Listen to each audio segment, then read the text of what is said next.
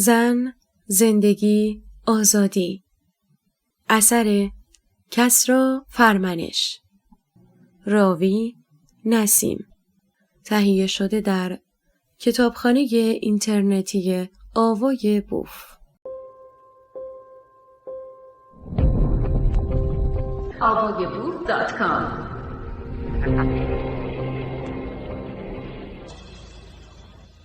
قانون کشور و انقلاب ساختار شکن. در اکثر قریب به اتفاق کشورهای دنیا قوانین اساسی وجود دارد که به نوعی بالاترین اساسنامه حقوقی است.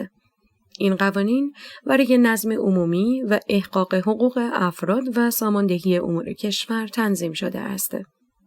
هدف اصلی قانونگذاری خدمتگزاری منسجم و همه‌جانبه به شهروندان یک جامعه است.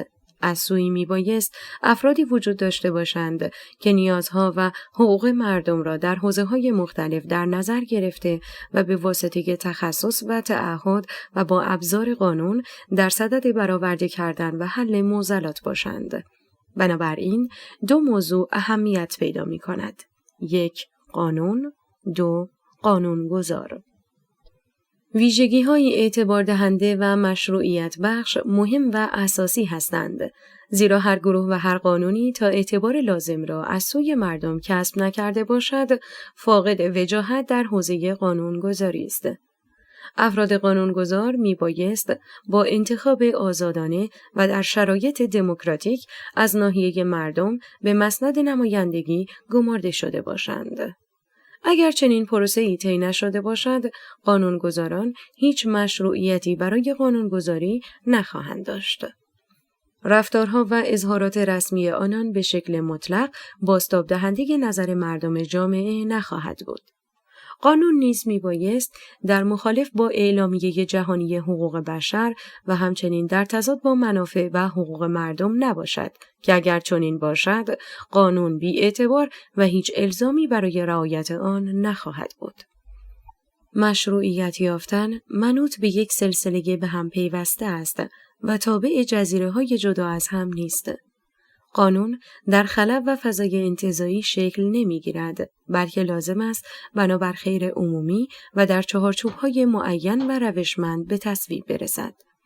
به عنوان نمونه، اگر حکومتی قوانین نژاد ستیزانه را به صورت رسمی تصویب نماید و آن را به صورت قانونی الزامی وظیفه شهروندان قلمداد کند، نه تنها عمل کردن به چنین قانونی لازم نیست، بلکه مبارزه علیه آن وظیفه اخلاقی و شهروندی مهمی است. اگر قوانینی وضع شود که باعث سرکوب بخشی از مردم و از بین رفتن حقوق شهروندی باشد، نادیده گرفتن و نقض چنین قانونی مهمترین رفتار سیاسی شهروندان است. اساساً قوانین مکانیزم‌های تضمین کننده حق هر فردی در چارچوب دولت ملت هستند. اگر مبارزه با قوانین نادرست و غلط مشروع نمی بود، همه قوانین ضد انسانی و بشری گذشتگان برقرار بود و هیچ تغییر مثبتی در زندگی انسانها به وجود نیامده بود. اگر مخالفت‌های روزا پارکس و مارتین لوتر کینگ و همفکرانش با قوانین تبعیض نژادی در آمریکا نمی بود، همان قوانین نامشروع و غلط برقرار بود و یا حتی امکان تشدیدشان وجود داشت.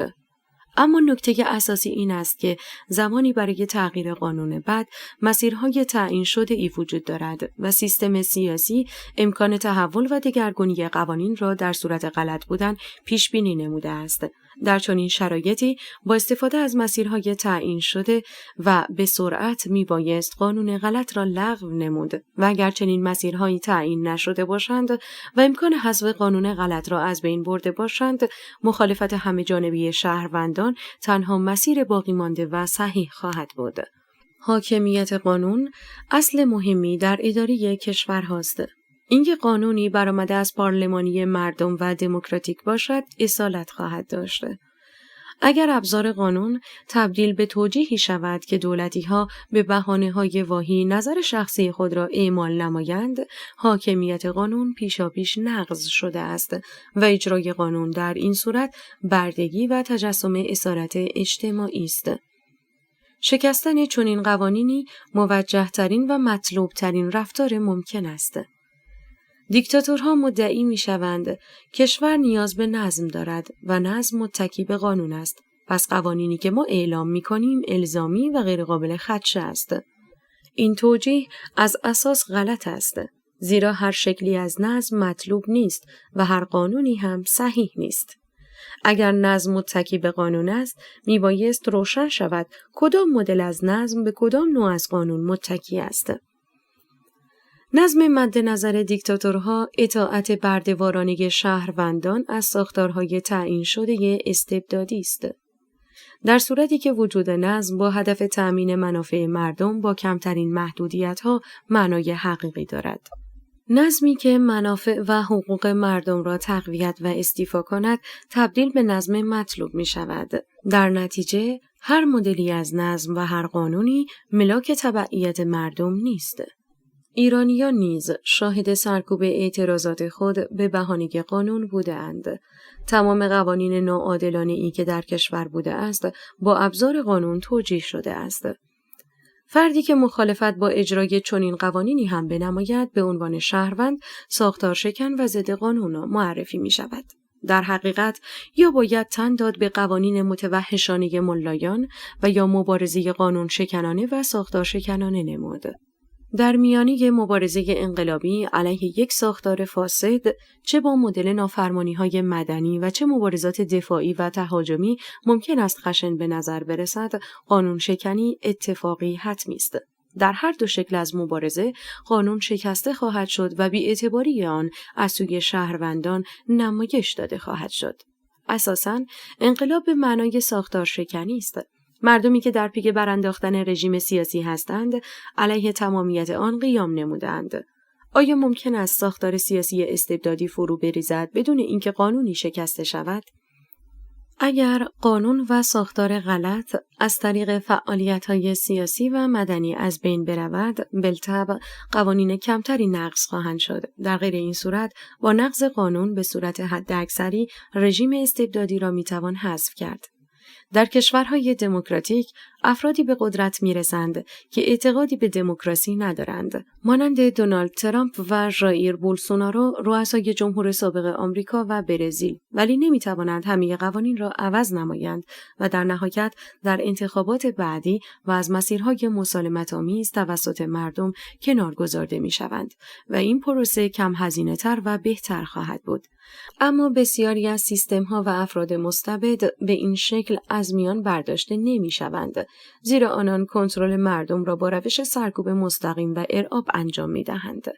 در چنین وضعیتی شکستن حداکثری قوانین و مقررات و انقلاب ساختار شکن اخلاقی‌ترین و موجه‌ترین عمل خواهد بود. اگر قوانین تبعیض‌آمیز و غلط است، تا مرحله‌ای که امکان دارد نمی‌بایست توسط شهروندان جامعه اجرایی شود. به فرض مثال، اگر قوانین رژیم اسلامی سهم ارث زن را نصف مرد معرفی نموده است، مردان نمی‌بایست پایبند به این قانون باشند. آنها آگاهانه و خودخواسته سهمی مساوی را با زنان شریک می‌شوند.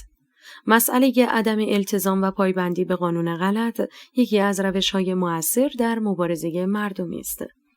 مردم ایران در پروسه انقلاب زن، زندگی، آزادی مجاز به قانون شکنی هستند.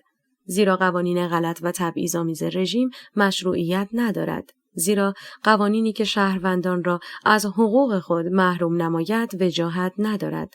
زیرا قوانین گروگانگیر برای گروگان گرفته شده هیچ اعتباری ندارد. زیرا نظام سیاسی ملایی غیر از مسیر نقض قوانین قابلیت تغییر را ندارد. حمله همه جانبه به همه ارکان چنین حکومتی مشروع و مجاز است. قوانین محدود کننده این رژیم بی‌اعتبار است و به مثابه متجاوزان میبایست با آنها برخورد شود. در این مسیر نه دیدگاه توماس هابز صحیح است و نه رویکرد امانوئل کانت در کتاب متافیزیک اخلاقش که هر دو کفه ترازو را به سمت دولت سنگین نمودند، با اختلافی تحلیلی که دارند. بلکه دیدگاه صحیح متعلق به جان لاک است که براندازی را جزو حقوق فسخ ناشدنی مردم قلمداد می‌نماید. او معتقد است ماهیت دولت‌ها بر اساس قرارداد میان مردم و با هدف تضمین حقوق طبیعی شهروندان به وجود آمده است. در نتیجه هرگاه دولتی فارغ از ساختار و منشأ حقوق طبیعی شهروندان را زایل کند، در واقع علیه مردم خود اعلام جنگ کرده و مشروعیتش باطل است. در این شرایط لاک معتقد است براندازی حق طبیعی مردم است. انعکاس این نظریه را میتوان به وضوح در بیانیه استقلال آمریکا مشاهده کرد. در آن بیانیه آمده زندگی و آزادی و پی گرفتن خوشبختی حق مسلم مردم است و هرگاه هر نوع حکومتی مانع از تحقق این حقوق شود، براندازی حاکم و تشکیل حکومت جدیدی که آنها را به خواسته هاشان برساند حق مردم است.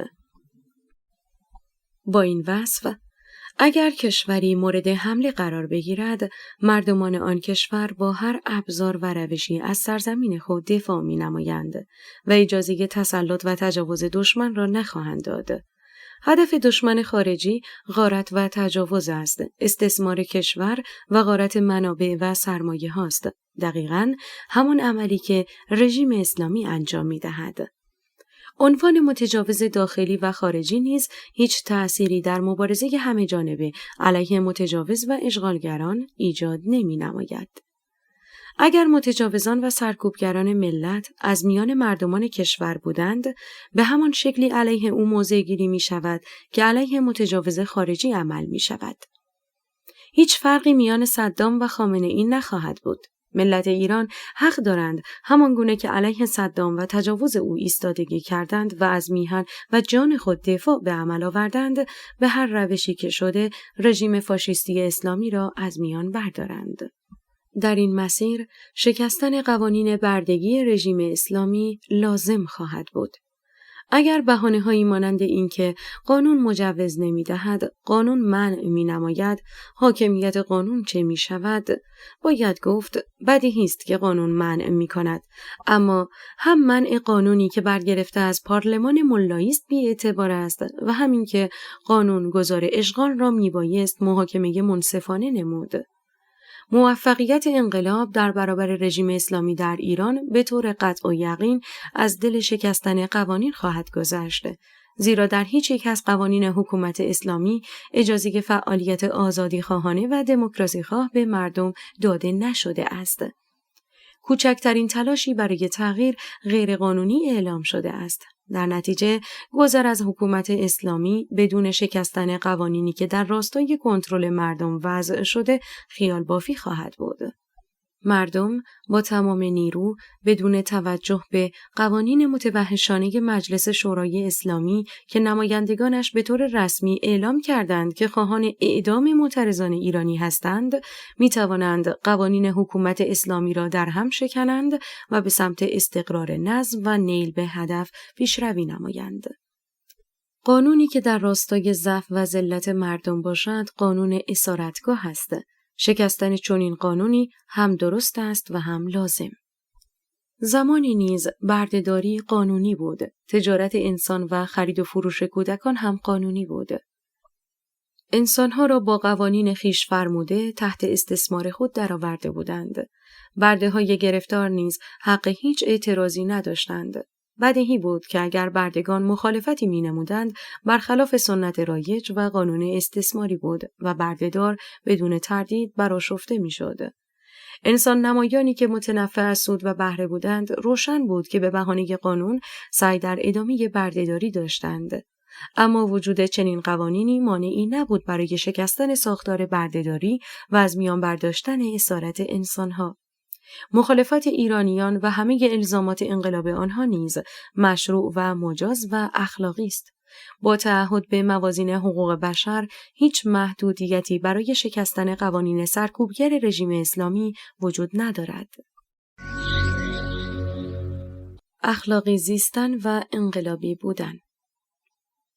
پروسه انقلاب علیه رژیم‌های تمامیت‌خواه فرایند مخصوص و متفاوتی را در مقایسه با دیگر سیستم‌های سیاسی طی خواهد نمود.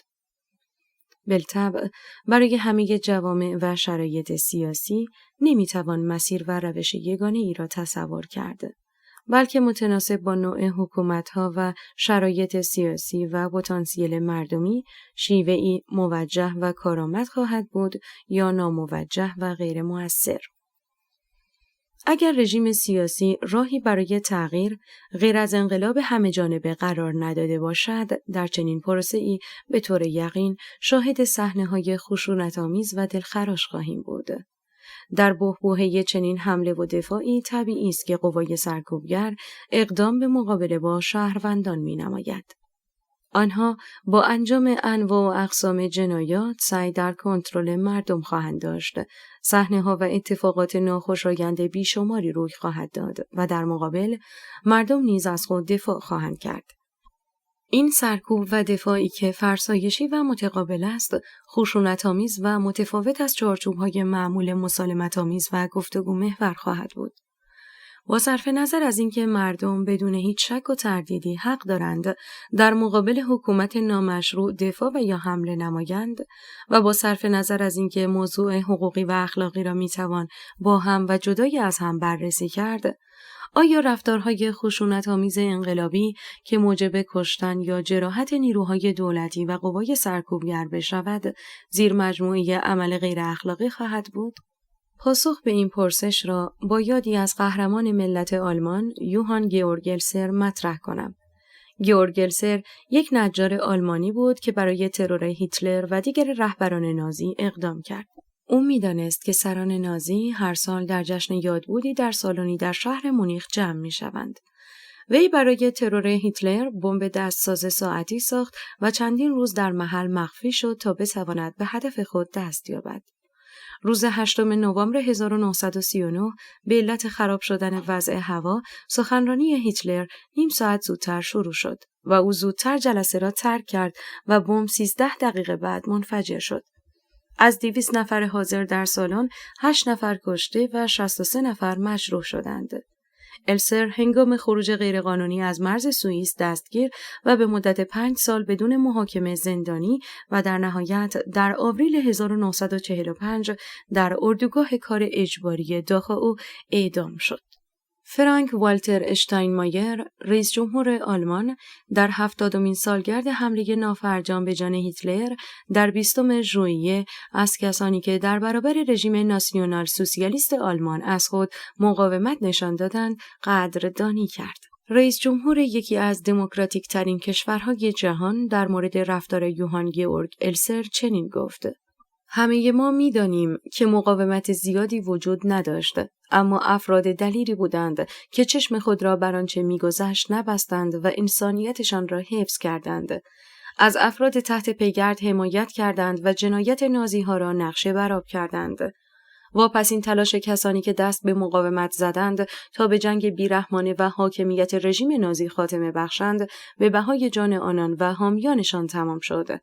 احترامی که میبایست به این افراد شجاع گذاشته میشده برای مدت‌های مدید از آنان دریغ شده است و این در حالی است که آنان بخش مهمی از تاریخ آزادی‌خواهی آلمان هستند. شجاعت آنان برای ما فراموش نشدنی است. متقدم جواب مستقیم و صریح این است که حتی رفتارهای خشونت‌آمیز مردم، حتی به صورت تهاجمی و نه تدافعی، در صورت مسدود بودن شرایط تغییر، کاملاً اخلاقی و نیک است، بلکه جزو موجه‌ترین و اخلاقی‌ترین جلوه‌های کنش انسانی خواهد بود. مسئله این است که ظاهر و چهره رفتارها تعیین کننده اخلاقی بودن یا نبودنشان نیست. همانطور که خندیدن و شادی کردن و یا گریستن و سوگواری در همه مواقع متناسب تلقی نمی شود، بلکه تناسب این دو حالت با شرایط و موقعیت‌ها تعیین کننده پسندیده بودنشان خواهد بود. در مورد رفتارهای انسان هم مطلق گرایی رهگشا نخواهد بود. زیرا همانقدر که خشونت بیمورد منفی است، مهر و مدارای بیمورد غلط است. به عبارتی، اخلاق تناسب رفتار انسانها با شرایط موجود و با هدف بیشتر نمودن نیکبختی و بهزیستی و کمتر نمودن درد و رنج است. اگر در مورد مهرورزی یا خشونت ورزی سخن می‌گوییم، نمی‌توان گفت که مهرورزی همیشه و در همه جا پسندیده است، زیرا ملایم‌تر و دلنشین‌تر به نظر می‌رسد و خشونت همیشه افراط و اشتباه است، زیرا ظاهری زننده و ناملایم دارد. چنانچه از خشونت در مسیر درست و موقعیت مناسب استفاده شود، بسیار نیک است. وجود خشم و استفاده از خشونت در برخی مواقع لازمترین عمل ممکن است. یکی از ابزارهای مهم برای بقا و حیات انسان هوشمند، استفاده از حالت روانی و رفتاری، عصبانیت و خشم بوده تا در مقابل محرک‌ها و تهدیدهای محیطی بتواند واکنش مناسبی از خود بروز دهد. شکل تهدیدها در طول زمان با تغییر انسانها و پیچیدگی جوامع متفاوت می شود. اگر موضوعی در 5000 سال پیش به عنوان تهدید تلقی می شده است، در عصر کنونی اساساً خطر تلقی نمی شود و بالعکس، موضوعی که ما در هزاره سوم به عنوان تهدید می پنداریم، در گذشته اساساً تصوری یا موضوعیتی نسبت به آن وجود نداشته است، در آینده نیز چنین خواهد بود. به عنوان نمونه، گرمایش زمین و تغییرات آب و هوایی و انتشار گازهای گلخانه‌ای باعث گرم شدن هوا و خشکسالی و آتش‌سوزی و بارانهای سهمگین و بالا آمدن آب سطح دریا می شود که تهدیدی جدی علیه بشریت است. در حالی که در گذشته حتی موضوعی تحت عنوان گرمایش زمین برای انسانها مطرح نبوده است. در گذشته با ضعیف‌ترین ویروس‌ها و بیماری‌ها انسان‌ها جان خود را از دست می‌دادند که در عصر کنونی اساساً چنین بیماری‌های بی اهمیت و ریشه‌کن شده است. بنابراین شکل و زمینه تهدیدات متفاوت خواهد بود و نوع واکنش انسان‌ها نیز متناسب با نوع تهدید خواهد بود. یکی از تهدیدهای جدی علیه انسان‌ها حکومت‌ها و دولت‌ها هستند. در جوامع پیشین که شکل محلی و قومی و قبیله‌ای داشته، مدل مدیریت جامعه ساده‌تر بوده و به مرور زمان که جوامع پیچیده‌تر شده اند، سیستم‌های کنترل و مدیریت نیز پیچیده‌تر شده اند. به ویژه حکومت‌هایی به وجود آمدند که مجهز به سلاح‌های کشنده و ابزارهای تکنولوژیک و کنترل و شنود و ردیابی و غیره هم هستند که چنین ابزارهایی میزان نفوذ و خشونت و کنترل اعمال شده را افزایش می‌دهند. در مواجهه با رژیم‌های سیاسی که پیچیده نیز عمل می‌نمایند، مسیری غیر از مقابله همه‌جانبه و هوشمند با آنان نیست. بهره بردن از این روش‌ها نیز هرچند به ظاهر ناخوشایند، اما هیچ منع اخلاقی نخواهد داشت. خشم متناسب در میدان مبارزه علیه دیکتاتوری‌ها مساوی با هیجان زده بودن و یا غیر منطقی بودن نیست.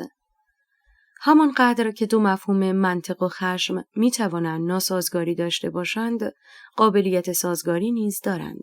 بنابراین اعمال خشم به موقع و متناسب هم اخلاقی و هم منطقی است. اعمال خشم به موقع و متناسب و برنامه ریزی شده علیه حکومت‌های تمامیت‌خواه لازمترین و مؤثرترین کنش سیاسی است. زیرا رژیمی مانند حکومت اسلامی مهرورزی را انفعال و مدنیت را رضایت از حکومت تفسیر می‌نماید.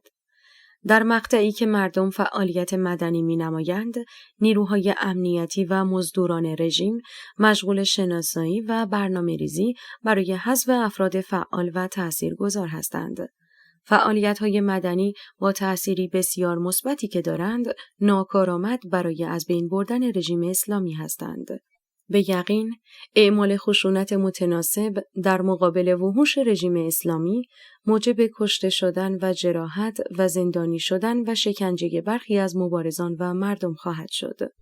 مردمی که دانسته و با آگاهی نسبت به خطرات مسیر آزادی فداکاری می‌نمایند و جان و زندگی خود را برای به دست آوردن آزادی و عدالت به خطر می‌اندازند، با شرافت‌ترین شکل ممکن از انسانیت و اخلاق را به نمایش می‌گذارند. در واقع، عملی اخلاقی‌تر از مبارزه به هر شکلی در برابر رژیم‌های سرکوبگر نیست. فردی که در مقابل حکومت اسلامی قرار گرفته و دانسته و آگاهانه هستیش را برای به دست آوردن آزادی و حقوق ملت پیشکش می‌نماید، نماد و سمبل شجاعت و آزادگی است. رسیدن به قله‌های رفاه و خوشبختی برای همه ملت‌ها سخت و دشوار بوده است. چنین مسیری جاده‌ای مستقیم و هموار نیست، بلکه راهی ناهموار و مملو از فراز و فرود است. در هر کجای این فرایند میبایست متناسب با موقعیت رفتار کرد. هم کسی که در قلب دموکراسی‌های جهان با هدف آزادی خواهی می نویسد و سخن می گوید و اعتراض می نماید اخلاقی عمل می کند و هم شهروند انقلابی که در میدان و خیابان برای شکستن ساختار استبداد می جنگد. اما بالطبع رفتار اخلاقی ارزشمندتر را فردی به نمایش می گذارد که بهای بیشتری را می پردازد. او همزمان آگاه به میزان هزینه است که می‌پردازد. در این نقطه بسیاری عقب نشینی می‌کنند، زیرا هستی و بقا و بودن برای انسان‌ها مهم و با ارزش است. فردی که زندگی و هستی خود را در میدان نبرد علیه شرارت حکومتی به میدان می‌آورد و با هدف آزادی و حقوق بشر مبارزه می‌نماید، از خود و هستی خویش در مسیر آرمان‌هایش گذشته است. این موضوع قابل مقایسه با هیچ رفتار اخلاقی دیگر نیست. از خودگذشتگی و فداکاری برای هدفی شریف جز از انسان شرافتمند سر نخواهد زد. آنها شریف هستند و شرافت معنای خود را از آنها به دست آورده است. اگر فردی به دیگران کمک مالی حتی به شکل جزئی نماید، راحت‌تر رفتار او را قضاوت می‌نمایند و به سرعت قضاوت می‌شود. چنین عملی رفتاری نیک و اخلاقی است، اما اگر یک ایرانی برای آزادی و رهایی از یوغ رژیم اسلامی نیروی سرکوبگر را با خشونت براند و عقب بزند، عنوان رفتار درست و اخلاقی را عده‌ای با تردید به او نسبت می‌دهند. در صورتی که رفتار فردی که مشغول مبارزه علیه رژیم است و در مقابل تروریست‌ها جانفشانی می‌نماید، به مراتب اصیل‌تر و اخلاقی‌تر از کمک مالی فردی به دیگری خواهد بود. میزان هزینه‌ای که این دو عمل در پی دارد به هیچ وجه قابل قیاس نیست. اما از آنجایی که ظاهر و شکل رفتار یکی همدلانه و دیگری خشن است، موجبات شک و تردید را در عده‌ای می‌پروراند. اگر انقلاب مردم با حذف عامل تباهی به نتیجه میرسد، هر عمل متناسبی که در این راستا و هدف باشد، اخلاقی و نیک است. اما مقصود خشونت مطلق و بدون مرز نیست و برای همین علت کلمه تناسب همواره به عنوان قیدی ذکر می شود. طبیعی است که خشونت کورکورانه غلط است، بلکه خشونت متناسب و در راستای حذف حکومت اسلامی معقول و منطقی است. اگر بدون اعمال خشونت و به فرض با حضور گسترده و میلیونی مردم رژیم از بین برود، نیازی به اعمال خشونت نخواهد بود. موضوع مهم، مبارزه همه جانبه، هماهنگ با توجه به شرایط و مشروع بودن هر مدلی از نبرد مورد نیاز علیه رژیم اسلامی است. هر نوع رفتار انقلابی، چه از جنس قلم یا سخن یا مبارزه میدانی، لازم و اخلاقی است. اما اینکه کدام عمل در راستای انقلاب است یا اینکه کدام رفتار افراط و زیاده روی است، موضوع دیگری است که بسته به عوامل گوناگون تعیین می شود. در فرایند انقلاب مردم، افراط‌ها و تفریط‌ها اتفاق خواهد افتاد و گریزی از آن نیست. طبیعی است رفتار نامناسب و حادثه غیرمنتظره رخ خواهد داد، اما چنین اتفاقی نمیبایست هیچ تأثیری در پیش بردن جریان انقلاب داشته باشد، بلکه میبایست تمام تلاش و تمرکز در کم کردن حوادث کنترل نشده و همزمان حمله همه جانبه و قدرتمند علیه حکومت اسلامی باشد. این که ممکن است دفاع میدانی با فرم خشونت‌آمیز جزو ابزار لازم نبرد سیاسی باشد، نتیجه ناگزیر جنگ با وحوش حکومت اسلامی است. در حالت معمول، شهروندان دموکراسی‌خواه ابزاری جز قانون و گفتگو ندارند. اینکه چنین انسان‌های آزادی‌خواهی مجبور به استفاده از روش نامعمول شده اند، نتیجه جبری پیکار با حکومت ملایان و کثیفی هاست، مانند دانشجویان و اساتید دانشگاه اوکراینی که در شهرهای اوکراین مشغول تحصیل و تدریس بودند و همزمان با تجاوز روسیه به اوکراین مجبور به استفاده از اسلحه و مهمات در میادین نبرد شدند. تئوری را تبدیل به عمل کردند، دنیای ذهن را با واقعیت کشور منطبق نمودند. نشستن در خاکریزها را به آسایش و لم دادن روی صندلی‌ها ترجیح دادند.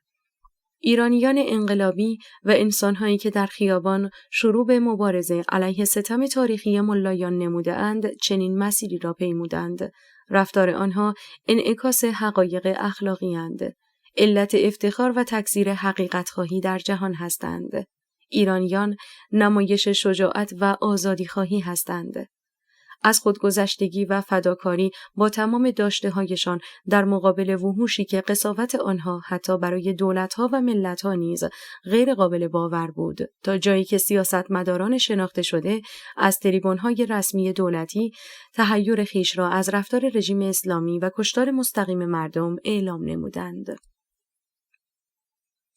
در واقع اخلاق انقلابی ایستادگی در مقابل شر و بدی است. در مقطعی که انسان از داشته‌های خویش چشم می‌پوشد، ایثار معنا پیدا می‌کند. از همین روست افرادی که جان خود را در راه دفاع از مردم و کشور فدا می‌نمایند، همواره جاودانه‌ترین و محترم‌ترین انسان‌های جامعه محسوب می‌شوند. مردم ایثار و فداکاری را در آنان مشاهده می‌کنند. آنان دست به عملی زده اند که در توان هر کس نیست و این ناتوانی را افراد اجتماع خود نیز می‌فهمند. بسیاری از انسان‌ها حاضر به گذشتن از کوچکترین دارایی خود نیستند. حاضر به کمک و پشتیبانی از کسی نیستند. همه منافع و افراد را برای خود و در خدمت به خویش می‌خواهند.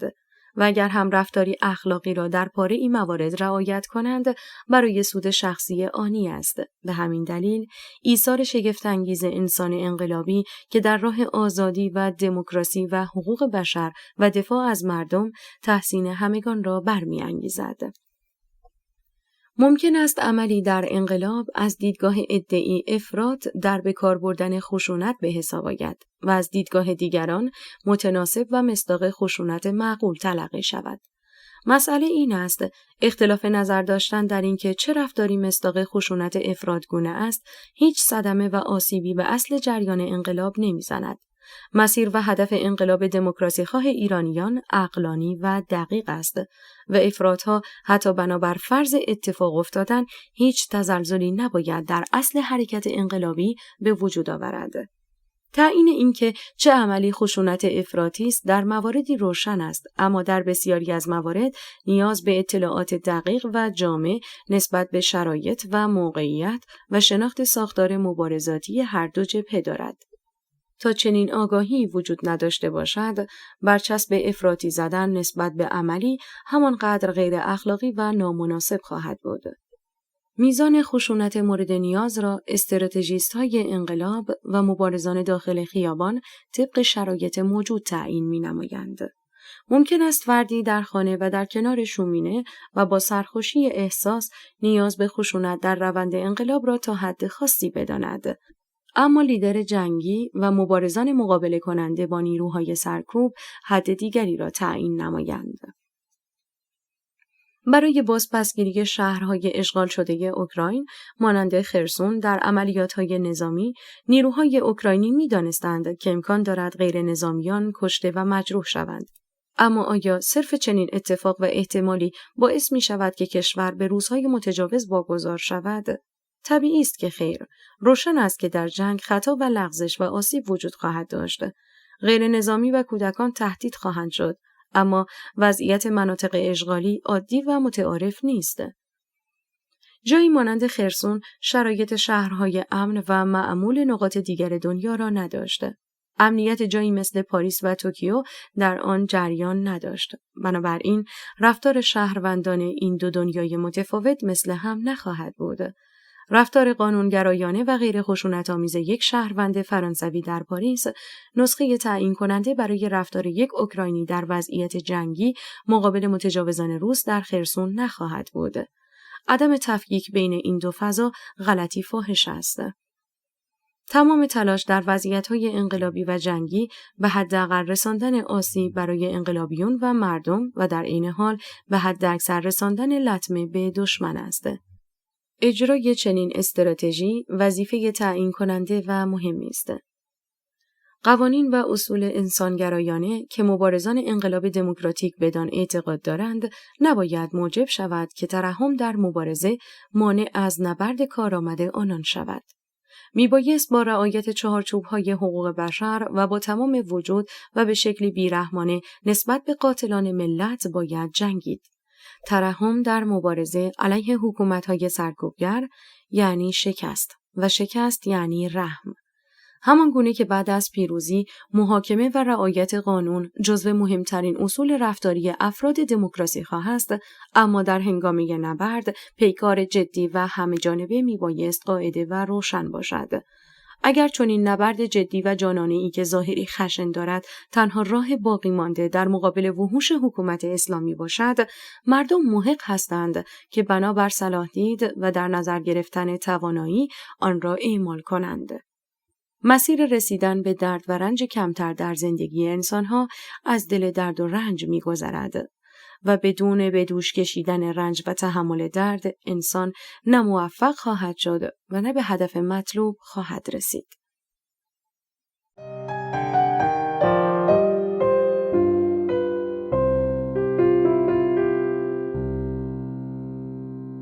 زن، زندگی، آزادی.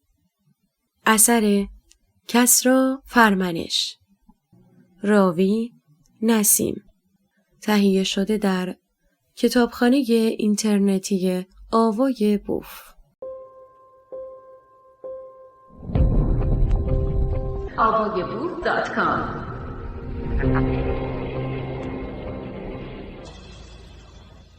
زن، زندگی، آزادی. شعار و نمای انقلاب ایرانیان به اندازه‌ای عمیق و با شکوه است که مواجهه با آن کافی است برای تصدیق و تأیید، تا جایی که حتی مسئولان رژیم اسلامی نیز قادر به مخالفت با آن نشدند و این شعار را تأیید اما بار معنایی اسلامی بدان اضافه کردند و طبق روش معمول خود معانی واژگان را تهی و مصادره به مطلوب نمودند. به اندازه‌ای کلمات انتخاب شده در این شعار دقیق و مملو از مفهوم است که در مرحله نخست چیزی جز مبهوت شدن و لذت بردن از چنین انتخاب و چینشی به نظر نمی رسد. شعاری کوتاه اما پرمعنا. شعاری پرمعناتر و زیباتر از شعار زن، زندگی، آزادی مشاهده نکرده بودم و افتخار همراه بودن با چنین حرکت مدرن پیشروی بی اندازه ارزشمند است. در واقع به علت همین عمق و حقیقت نهفته در آن بود که به سرعت جهانی شد. ذهن و روان انسانها حقیقت واضح و عریان را پذیرا خواهد بود. غالب انسانها سر ستیز با حقیقت را ندارند، بلکه گاهی گرفتار القاءات محیط یا غبار مفاهیم ذهن خویش می شوند. در حقیقت شعار زن، زندگی، آزادی بیانگر نکات و موضوعاتی است که نه فقط به ایرانیان بلکه ارتباطی معنادار به مردمان کشورهای مختلف دارد. از این رو بسیاری از جوامع با این شعار همراهی نمودند. آنها احساس تعلق و پیوند با چنین آرمانی نمودند. مسئله زنان و کیفیت زندگی و عنصر حیاتی، اصل آزادی که اساسی ترین نیاز انسان برای رفتار کردن و تصمیم گیری نمودن است. مردمان کشورهای گوناگون توان همزاد پنداری با مفاهیم انقلاب ایران را در خود می دیدند. زیرا هم آگاه به ارزش و اهمیت این سه مفهوم در زندگی جاری خویش بودند و هم احساس ارزشمند بودن از اتصال به یک انقلاب انسانی را دریافت می نمودند. اگر ملتی برای حقوق بشر قیام نماید، دیگر انسانها نیز به جهت اشتراکی که در این حقوق با آنها دارند، احساس پیوند و تعلق خواهند داشت. تمامی انسانها خواستار احقاق حقوق خود به عنوان فرد هستند و نبود و فقدان این ارزش‌ها بدون تردید به معنای تباهی زندگی است. انسانها درکی از نیازهای خیش دارند و سرکوب آن را منزجر کننده می‌دانند. چنانچه مردم چهار گوشه جهان مشاهده کنند که انسانهایی تحت ستم و سرکوب قرار گرفته‌اند و سعی در بازپسگیری حقوق خود دارند و در عین حال جانفشانی و فداکاری می‌نمایند، طبیعی است که آنها نیز در سطح و اندازه ممکن احساس پیوند نسبت به مبارزان مسیر آزادی می‌نمایند و انقلاب آنان را در مسیر کرامت انسان و حقوق بشر ارزیابی می‌نمایند. کما اینکه ما نیز با مردمانی که در راه ارزش‌های انسانی و حقوق خویش تلاش و جانفشانی می‌نمایند احساس تعلق داریم. کثیری از مردمان جهان رنج و درد زیستن در جامعه فاقد آزادی را چشیدند. زنان در کشورهای مختلف تجربه کافی از تبعیض‌های جنسیتی را داشته و دارند. در حافظه جمعی اغلب انسانها زنده ماندن‌های روزمره و طاقت فرسا که خالی از جریان واقعی زندگی است جریان دارد. فردی که درد و عذاب زیستن در شرایط دشوار را چشیده، درک بهتری از شرایط رنجاور دیگران نیز خواهد داشت. از همین رو، مردمان جهان به سرعت با شعار پیشرو و پرمعنای زن، زندگی، آزادی احساس اتصال نمودند. زیرا معضلات طاقت فرسای نقض حقوق و عدم وجود آزادی را با نسبت‌های مختلف تجربه نمودند. در واقع از جایی که زن، زندگی، آزادی اشاره به معضلی جهانی داشت، جهانی شد. البته که توجه شهروندان در سطح وسیع متفاوت خواهد بود، زیرا دغدغه انسان‌ها همسان نیست. از عوامل مؤثر در نگاه واقعی انسان‌ها به اتفاقات و رخدادها میزان تجربه‌های مثبت و منفی آنها در طول زندگی است. شکل همزادپنداری و میزان درک محرومیت‌های قشر فرودست برای افراد فرادست و مرفه مقدور نیست یا در نهایت تصوری حداقلی نسبت به آن خواهند داشت. درک و فهم معضلات جز با تجربه زیسته تقریباً امکان پذیر نیست. به همین دلیل برای انسان‌های گوناگونی که در سراسر جهان شعار زن، زندگی، آزادی را میشنوند، تصور و درک یکسانی از این شعار ایجاد نمی‌شود. محال است زنی که در نروژ و فنلاند متولد شده، توان درک واقعی رنج زنان سرکوب شده خاورمیانه وجود داشته باشد. وی فقط تصور می‌نماید و ادراکی اجمالی خواهد داشت. او در ذهن خیش خیال پردازی می نماید که چنانچه من نتوانم پوشش خیش را انتخاب نمایم چه احساس بدی خواهد بود. اما بخش دیگر مردمان که طعم تبعیض را در زندگی روزمره خود چشیده اند و سرکوب مداوم را تحمل نموده اند، درک عمیق‌تر و حقیقی‌تری از فریاد زن، زندگی، آزادی خواهند داشت. در هر حال چه تصور خیال پردازانه و چه درکی واقعی ابزاری برای احساس تعلق به خیزشی انسانگرایانه بوده و هست. این شعار و مفاهیم مندرج در آن برای هر انسانی در هر جای جهان الهام بخش حقیقت خواهی مردم ایران بود. به تعبیری خواسته مردمان کشورهای دیگر نیز از زبان ایرانیان اعلام می شد. آنها احساس می‌نمودند آن چیزی که ایرانیان می‌گویند همان موضوعی است که ما نیز در پی آنیم. چگونه است که ایرانیان با شجاعت و شهامت در مقابل گلوله و شکنجه می‌ایستند، در برابر حکومتی قیام نمودند که منطقه خاورمیانه را با شرارت‌هایش درگیر جنگ نموده، اما از آرمان‌ها و اهداف خود عقب نشینی نمی‌کنند. در محتوای این خواست و این مسیر چه نهفته که انسان ایرانی می‌میرد اما در راه تحقق چنین آرمانی پاپس نمی‌کشد. آنها خود نیز خواهان آزادی و زندگی بهتر و حق برابر زنان هستند. این اتفاق اگر در اروپا یا آمریکا نیز شکل می‌گرفت، یک حرکت پیشرو محسوب می‌شد. اما انقلاب زن، زندگی، آزادی از دل ایران سر برآورد که نشان از میزان آوانگارد بودن ایرانیان داشت. شعار ویترین و بازتاب شعور است. مردمی که زن و حق زنان را محور شعار خود می نمایند، مردمانی که آزادی و رهایی از محدودیت‌ها را پایه خواسته‌های خود اعلام می کنند، شهروندانی که خواهان زندگی انسانی و مطلوب هستند، به نوعی شعار را انعکاس فهم و دریافت خویش از دنیای مطلوب قرار داده‌اند. ممکن است عده‌ای انقلاب کنند، اما واپسگرایی و آرمان‌های غلط را هدف مبارزه خویش قرار دهند. همچنان که در بسیاری از اعتراضات و انقلابات تاریخ تجربه شده و هزینه گزافی نیز در پی داشته است. افراد زیادی در راه تحقق حکومت‌های کمونیستی کشته شدند و جان خود را از دست دادند، اما تلاش آنها در جهت متضاد رفاه و نیکبختی مردم جامعه بوده است. به تعبیری سالیان سال مبارزه نمودند و حکومت‌های ستمگری را تغییر دادند، اما به دلیل نداشتن محتوای صحیح و یا خیال پردازانه بودن ایده‌ای که در پی آن بودند، نه تنها موفق نشدند، بلکه در مسیر غلط زندگی انسانها را قمار ایدئولوژی‌های ناکارآمد خویش نمودند. انقلاب و دگرگونی‌های ریشه‌ای علاوه بر نوع مبارزه با رژیم سیاسی نیازمند محتوا و معنای جایگزین است. نظمی که از بین می‌رود میبایست با نظمی متفاوت و ساختار یافته جایگزین شود. نظام جایگزین علاوه بر صورت و شکل نیاز به محتوا و آرمان صحیح دارد. اصول و اهداف انقلاب پر اهمیت ترین بخش از فرایند انقلاب است. تنظیم و تدوین چنین هدفی نیاز به دقت بسیار و درک عمیقی از شرایط زیست انسانها در جامعه دارد. اصول و اهداف انقلاب در عین اینکه باید امکان پذیر باشد، به طور حتم می بایست صحیح و بر مبنای اصول انسانی استوار باشد.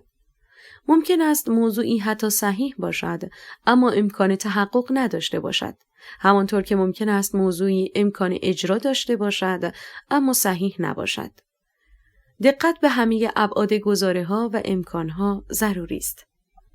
شعار اصلی در انقلاب و اعتراضات به معنای اشاره می‌کند که معضل اساسی جامعه را بازگو نماید.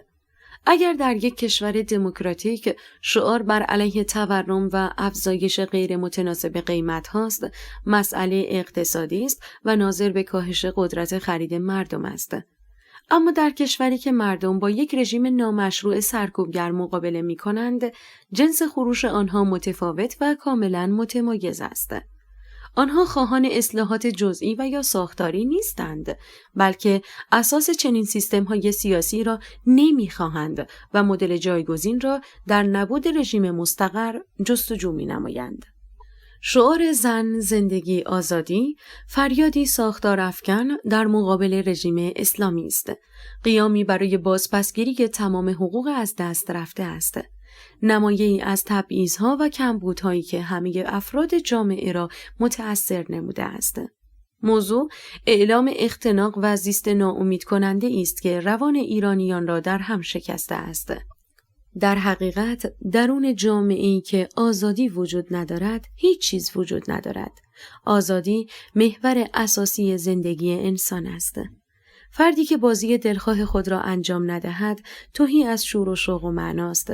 دم و بازدم کسل کننده و بیهوده ای را سپری می نماید. زیرا آزادی قاعده و مبنای پایه‌ای زیست اجتماعی است.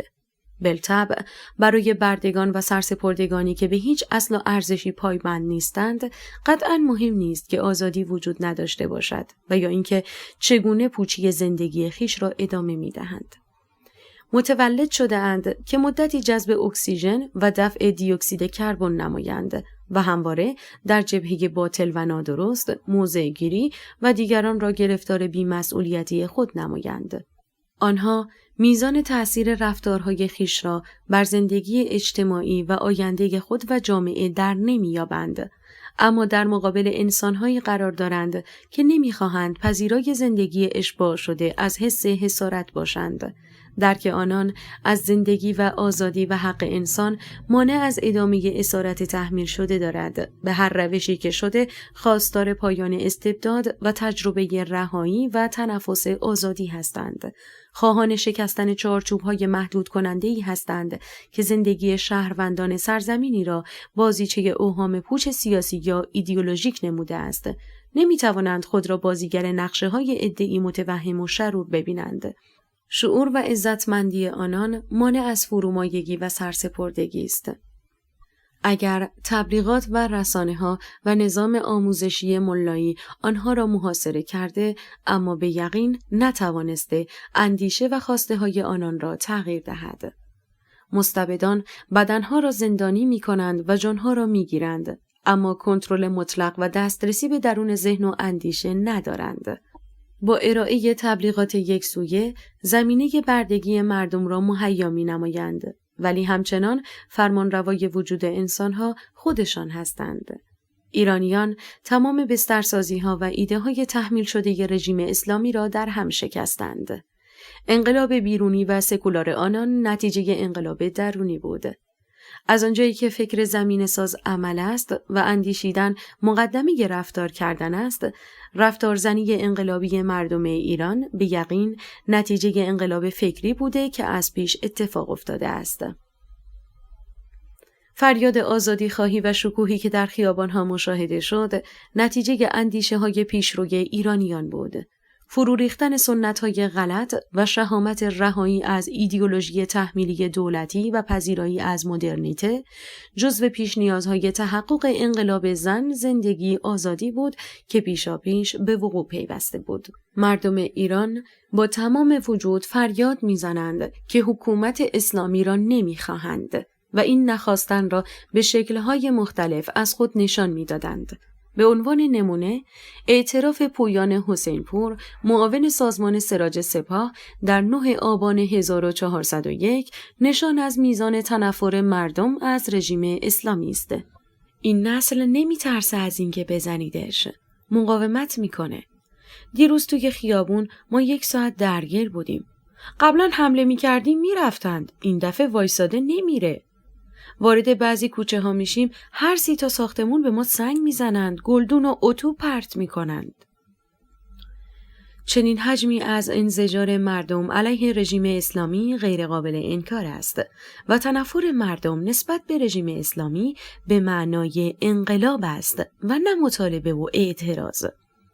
چنانچه افرادی خیزش انقلابی مردم را از جنس اصلاح اعلام نمایند، در حقیقت در جبهه مقابل مردم موضع گیری نمودند.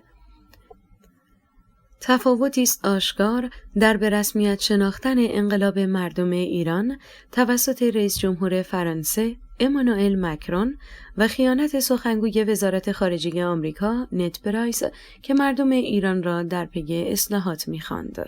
به یقین مردم ایران در انتظار تایید و انکار دولت‌ها نیستند، اما مشاهده خیانت همواره صحنه رنجاوری بوده است.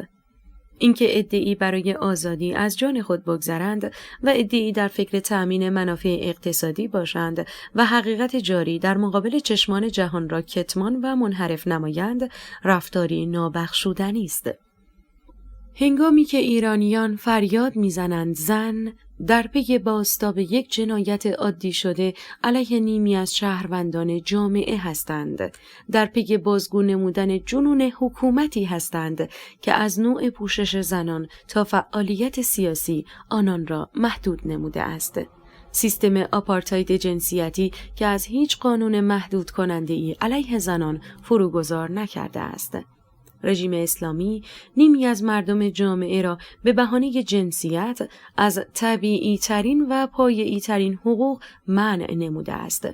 معنای شعار زن در انقلاب ایرانیان متفاوت است با مفهومی که از این واژه در بسیاری از کشورها فهم می شود. مبارزه علیه تبعیض جنسیتی در ایران مانند اتفاقی جاری در برخی کشورهای دموکراتیک تداعی کننده حق بیشتر نیست، بلکه حقوق اساسی و برابری برای زنان وجود ندارد تا زیاده ای را طلب کنند. از دوران کودکی زن را با استفاده کردن از آموزه‌های مذهب و سنت در محدودترین شکل ممکن کنترل می‌نمایند. به ذهن دختران تجاوز می‌کنند و کلیشه‌های جنسیتی را در ناخودآگاه و خودآگاه وی می‌آفرینند. کودک را به این باور می‌رسانند که تو زن هستی و با مرد فرق داری و چون متفاوتی محدودیت‌ها برای تو لازم است و اجتماعی بودن و رقابت کردن مناسب تو نیست. زن را با بهانه‌های واهی ملزم به نوع خاصی از پوشش و رفتار می‌نمایند. نقش‌های ثابت اجتماعی و غیرقابل تغییر را برای آنان تعریف می‌نمایند. از بدو تولد برای زن موضوعی به نام ولایت یعنی سرپرستی و کنترل را در نظر گرفتند که تا قبل از ازدواج دختران مربوط به پدر و جد پدری است و بعد از ازدواج مربوط به شوهر می‌شود. عملاً زنان در زندگی خیش استقلال فردی را تجربه نمی‌نمایند. تمام قوانین را هم به گونه‌ای تنظیم نمودند که آنان گرفتار در زندان عرف و قانون باقی بمانند. مثالی در مورد تأثیر ولایت اندیشی ملایان مطرح می‌نمایم تا فاجعه قدری ملموس‌تر شود. در نظام حقوقی جاری در ایران، زنان به صورت مستقل و بدون اجازه شوهر نمی‌توانند درخواست اخذ گذرنامه و پاسپورت داشته باشند. اما چرا چنین قانونی وجود دارد؟ در واقع، در باورهای مذهبی ملایان برای زنان استقلالی در نظر گرفته نشده است.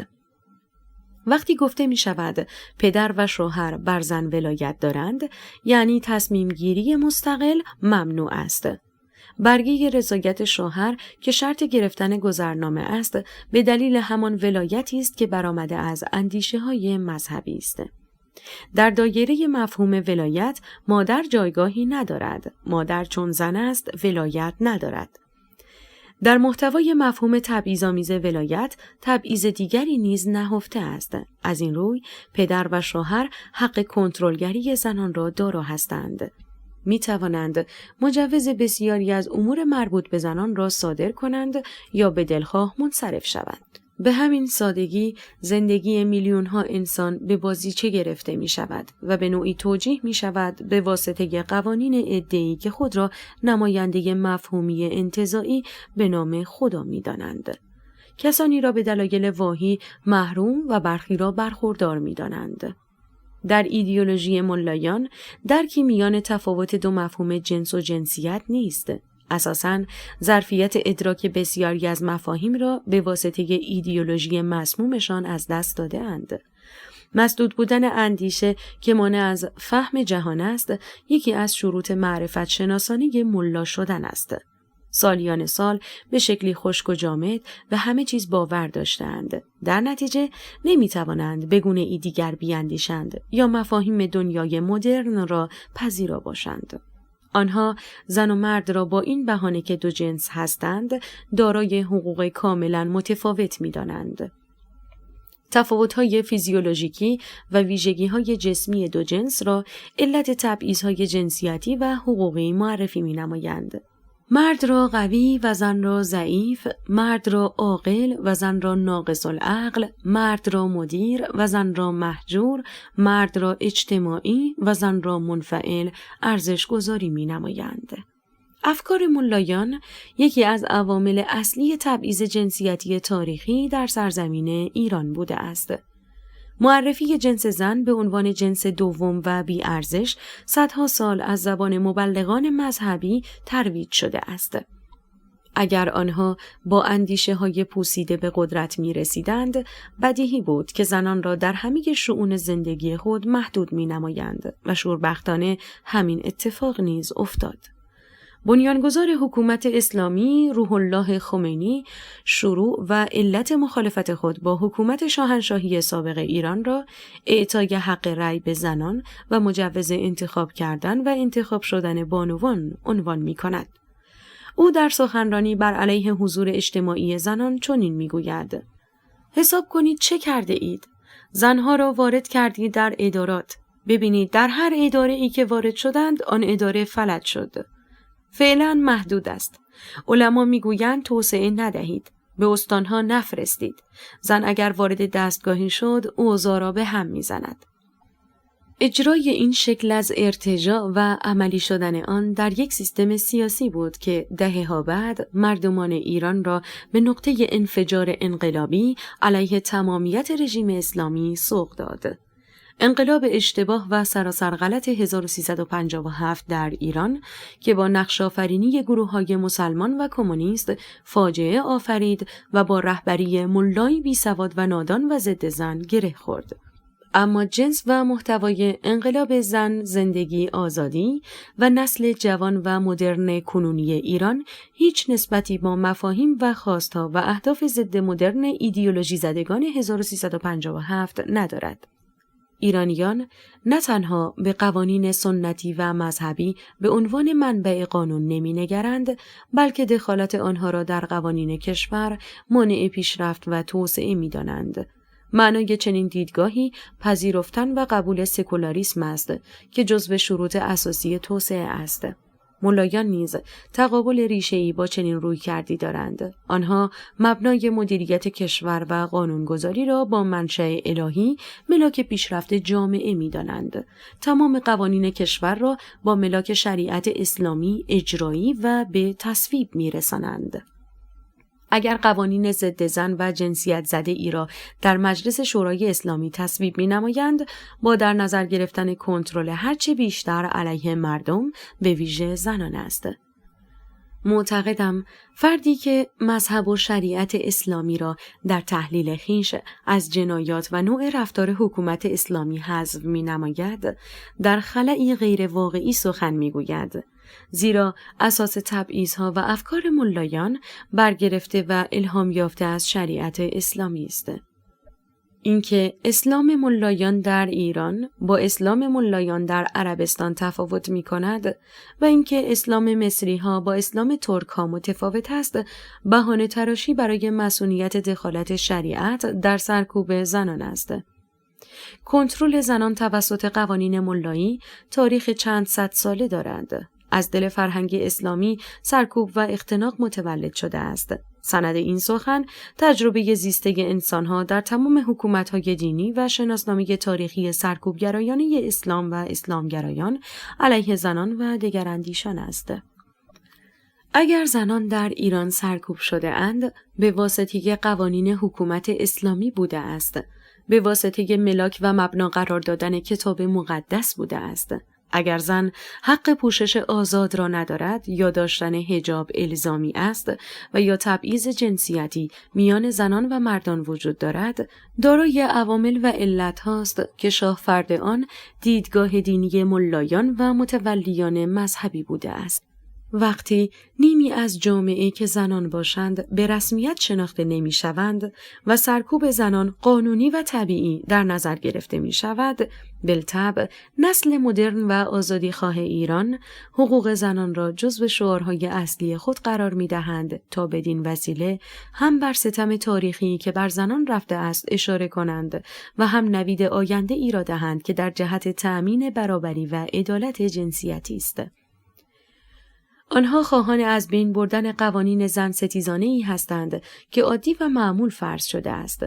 خواهان از میان برداشتن دیدگاهی که زن را جنس فروتر و مرد را جنس فراتر می‌داند. دیدگاهی که زن را پوشیده و محبوس و زندانی و خانه نشین می‌خواهد.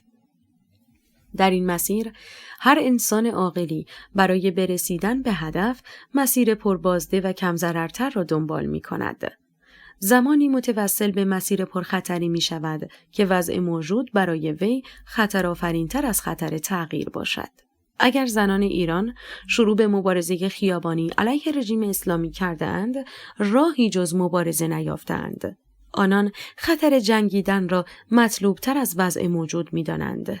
از آنجایی که ادامه وضع موجود برای آنان غیر قابل پذیرش است، هر خطری را به جان خریدند و در خیابان‌های ایران مبارزه ای را رقم زدند و شجاعتی را به نمایش گذاردند که نابودگر باطل نمای افکار ملایان است. اگر فردی برای توصیف زندگی خیش مجاز به گفتن چند کلمه باشد، آن کلمات در عین کوتاه بودن بیشترین بازتاب را از وضعیت وی خواهند داشت. اگر برای ایرانیان حق زنان جزو اصول محوری و اساسی در نمایه زن زندگی آزادی انتخاب گشته است، بازتاب دهنده وضعیت زنان در دل قوانین و شرایطی است که رژیم ملایی ایجاد نموده است. در بسیاری از کشورهای صنعتی و غیر صنعتی با اینکه مشکل تبعیض جنسیتی وجود دارد، اما فریاد و اعتراض رسایی علیه آن شنیده نمی شود. اینکه مردمانی در دل خاورمیانه برای جایگاه زن و برابری جنسیتی و آزادی انقلاب می‌نمایند، الماس فرهنگی گرانبهایی است که میبایست با همه توان از آن مراقبت نمود. چنین انقلابی به معنای شکستن تصورات کلیشه‌ای علیه ایرانیان است. در حقیقت انقلابی بی‌بدیل با محتوایی کاملاً فرهنگی در جغرافیای خاورمیانه است. در چند کشور حتی مدرن، مردان حاضرند گلوله بخورند و در مقابل وحشی ترین حکومت قرار بگیرند برای حمایت از حق زنان. اینکه بسیاری از مردان ایرانی با تمام وجود فریاد برابری جنسیتی سر می‌دهند و در این مسیر کشته می‌شوند و انقلاب را با حمایت گسترده از زنان پیش می‌برند، معنایی جز آزادگی و ایثار ندارد. این شهامت و ایستادگی الهام بخش و نمادی برای دیگر مردان جهان است. آنها می‌دانند که بسیاری از مردان ایرانی از جان خویش گذشتند تا زنان در بند قوانین ملایی نباشند و زنان ایرانی از جان خود گذشتند تا در بند اسارت مستبدان زندگی نکنند. در انقلاب زن زندگی آزادی در حقیقت انسان در خیابان معنا شد.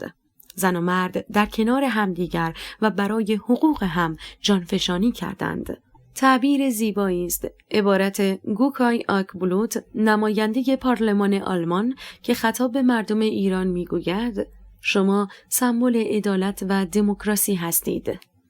چنین تعابیری از سوی سیاستمداران غربی به دفعات تکرار شد، زیرا انقلابیون ایرانی مصداق واقعی این جملات بودند. ایرانیان خود را چنین معرفی نمودند، در حالی که ملا سعی داشت به وسیله حجاب اسلامی به دیگر کشورهای جهان نشان دهد که جامعه ایران اسلامی است. در واقع بدن زن وسیله‌ای برای نمایش دینی بودن مردم و جامعه شده بود، در حالی که زنان ایرانی نمی‌خواستند بازیگر نمایش دروغ و فریب ملایان باشند. آنها نمی‌خواهند نماد و سمبل دینی بودن کشور باشند. از همین رو بسیاری از زنان و دختران حجاب تحمیلی را از سر خود کشیدند و در آتش افکندند و سوزاندند. این رفتار به معنای انزجار همه جانبه زنان از نوع پوشش اجباری بود. این رفتار به معنای ابراز نفرت علیه تمام تبعیض‌های تجربه شده بود. این رفتار به معنای نگفتن به حکومت اسلامی است که حجاب را ابزار کنترل زن و جزو عناصر هویتی رژیم خود قرار داده است.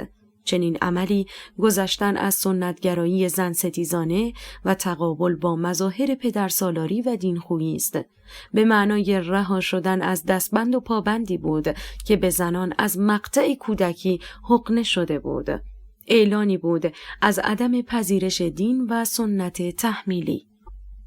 در کشورهای توسعه یافته زنان بالاترین مناصب دولتی و قضایی و کشوری را دارا هستند. تصمیم ساز و تصمیم گیر هستند، اما ملایان گروگانگیر زنان را از مدیریت زندگی شخصی خود نیز محروم نمودند. زنان حتی حق جدایی و طلاق ندارند. در هزاره سوم و جهانی که ناظر به پیشرفت‌های چشمگیر در همه جنبه هاست، زنان ایرانی حق طلاق ندارند. آنها نمی‌توانند حتی در ادامه دادن یا ندادن رابطه زناشویی تصمیم گیری مستقل داشته باشند. در دورانی که سانا مارین نخست وزیر فنلاند، سوفی ویلمز نخست وزیر بلژیک، مته فردریکسن نخست وزیر دانمارک، جاسیندا آردن نخست وزیر نیوزلند، کرستی کالیولاید رئیس جمهور استونی هستند، حکومت واپسگرای ملایان حق سفر و طلاق و پوشش آزاد را از زنان ایران گرفته است. دیدگاه ملایی فهمی از برابری جنسیتی و نقش زن و حضور اجتماعیش ندارد. ملایان زنان را عامل فریب مردان می‌دانند و از همین رو همواره توصیه به دور شدن زنان از اجتماعات و عدم حضورشان در جامعه داشته‌اند. اساساً نزاع میان ایرانیان و ملایان پیکار سنت و مدرنیته است. سنتی که توان ادراک امر مدرن را ندارد، مردم را ناگزیر از انقلاب نموده است. حتی هم فهمی میان آنان تبدیل به امر غیر ممکن شده است. مردم چیزی را میگویند و ملا متضادش را میفهمد. برابری جنسیتی را فساد اجتماعی میفهمد. آزادی پوشش را پورن معنا میکند. حق زنان را فروپاشی خانواده تفسیر میکند. حق انتخاب را فحشا نامگذاری مینماید. در واقع ملایان در سنت و مذهب به گونه‌ای غرق شده اند که قدرت اندیشیدن را از دست داده اند. البته که عده‌ای از ملایان نیز به دلیل بی‌اعتقادی به مبانی اسلامی قادر به فهم سخنان حق و صحیح مردم هستند، اما از آنجایی که ادامه وضع موجود مساوی با جایگاه‌ها و درآمدها و سرمایه‌های هنگفته بادآورده، خواست مردم را دانسته و عامدانه نادیده و انکار می‌نمایند. قاعده اساسی که وجود دارد که به شدت مهم و درخور توجه است و آن این که انسانها فارغ از هر نوع جنسیت و گرایش و ملیتی دارای حقوق بنیادین هستند. هیچ حکومتی نمیتواند حقوق بنیادین انسانها را از آنها بگیرد یا به آنها بدهد. حکومت‌ها در جایگاه سلب یا اعطای این حقوق نیستند، بلکه انسان‌ها به صورت ذاتی و خودکار دارنده حقوق پایه هستند. نیازی به تصویب در پارلمان و مجلس ملی نیز نیست، چون انسان هستی پس مشمول حقوق بشر هستی. حکومت‌ها فقط موظف به ایجاد بستری امن و مطمئن در مجالس قانونگذاری هستند تا مسیر استفاده مردم از حقوق ذاتی را هموار کنند. عدالت جنسیتی نیز جزو حقوق بشر است. دولت‌ها حق اعمال تبعیض و نابرابری بر اساس جنسیت را ندارند. زمانی که چنین حقوقی به شکل سیستماتیک توسط دولت نقض شود، نه تنها جنایتی علیه شهروندان و مردم کشور روی داده، بلکه باعث تولید خشم و نفرت اجتماعی از سیستم‌ها خواهد شد، به شکلی که تجمیع چنین اتفاقاتی در هر لحظه و آنی احتمال فروپاشی ساختار فاسد را محتمل می‌نماید. انقلاب ایران نیز از تراکم و تشدید نقض حقوق طبیعی و شهروندی ایرانیان ناشی شد. اگر کیفیت و کمیت اعتراضات خیابانی مردم ایران به ویژه زنان حیرت آور بود، رابطه مستقیم با تبعیض و ناعدالتی داشت که حکومت اسلامی اعمال نموده بود. شدت انفجار اجتماعی با میزان تراکم سرکوب‌ها و محدودیت‌ها همخوانی دارد. در کدام نقطه از جهان زنان حق ورود به استادیوم‌های ورزشی را ندارند؟ ورود به ورزشگاه‌ها مهمترین نیاز و حق زن نیست، اما ممانعت از ورود آنها به ورزشگاه‌ها نشانی از حجم وحشتناک محدودیت‌ها علیه آنان است. در هزاره سوم زنان ایرانی حتی اجازه ورود به ورزشگاه‌ها برای مشاهده رقابت‌های ورزشی را ندارند. به جرأت در هیچ کشوری این میزان از توحش علیه زنان وجود ندارد.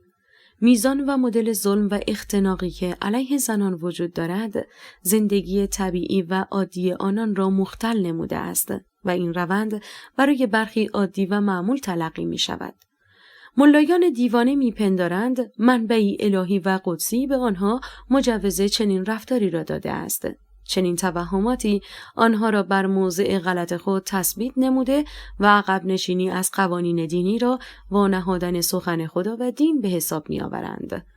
زنان و مردان ایرانی انقلاب خود را با هدف آزادی آغاز نمودند. آزادی از ملا، آزادی از قوانین متحجرانه، آزادی زنان و غیره. بالطبع نمیتوان پیشرفت جامعه را بدون آزادی زنان و استقلال آنها معنا کرد. جامعه جنسیت زده عقب مانده است، حتی اگر مملو از برج و کاخ باشد. جامعه‌ای که حق و آزادی زنان را مهم نمی‌داند واپسگراست. حق زن مهم است چون انسان مهم است. سرکوب تاریخی زنان به نقطه پایانی خود رسیده است. ایرانیان با انقلاب زن، زندگی، آزادی، تبعیض و زن ستیزی را در کتاب‌های تاریخ دفن خواهند کرد. اگر صدا و فریاد انسان‌های آزادیخواه از دل خاورمیانه شنیده نشده بود، به معنای نبود چنین مردمانی نبود، بلکه به معنای سرکوب و سانسور آنها بوده است. در سیستم‌هایی که برای کوچکترین فعالیت اجتماعی و سیاسی زندان‌های طولانی و شکنجه وجود دارد، واضح است که بسیاری دست به سانسور خود می‌زنند. اگر دیگران با دانستن شرایط حکومت‌های خاورمیانه قضاوت نمایند که در خاورمیانه آزادی‌خواهان و دموکراسی‌خواهان وجود ندارند، در حقیقت داوری نادرست و غیرواقعی کرده‌اند.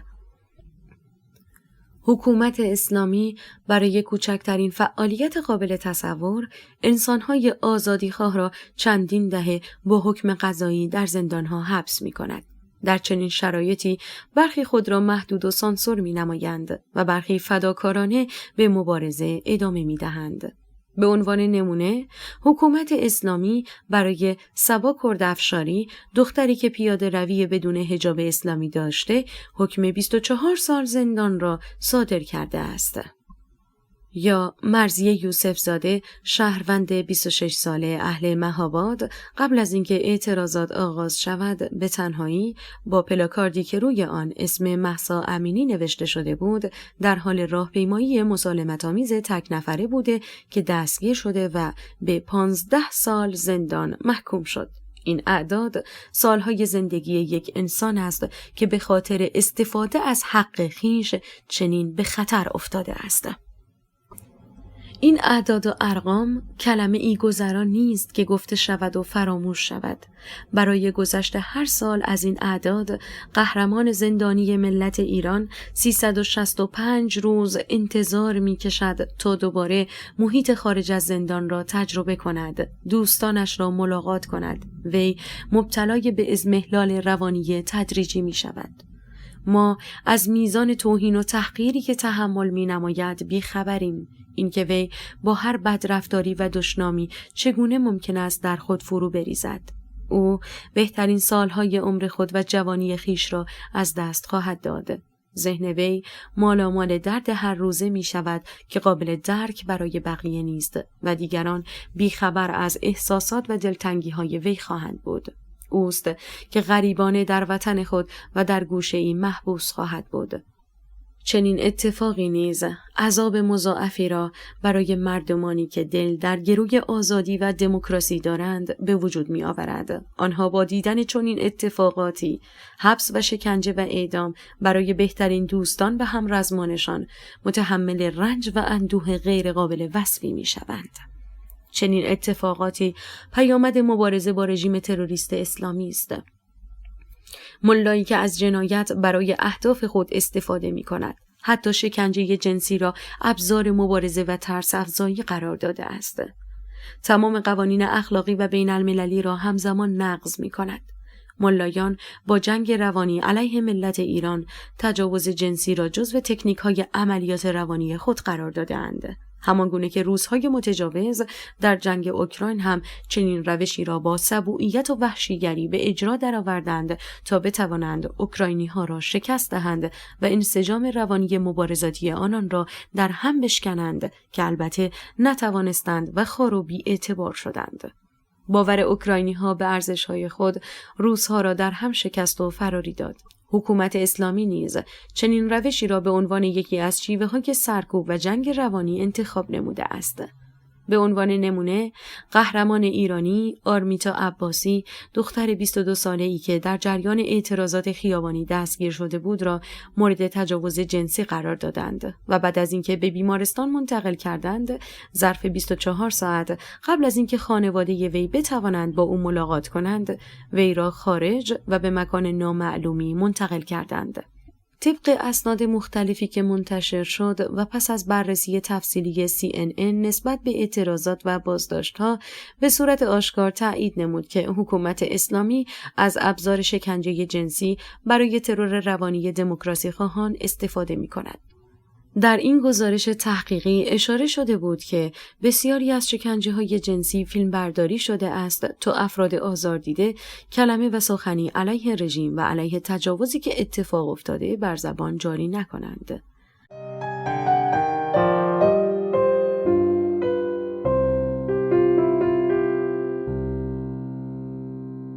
زن، زندگی، آزادی. اثر کسری فرمنش. راوی نسیم. تهیه شده در کتابخانه اینترنتی آوای بوف. avayaboof.com.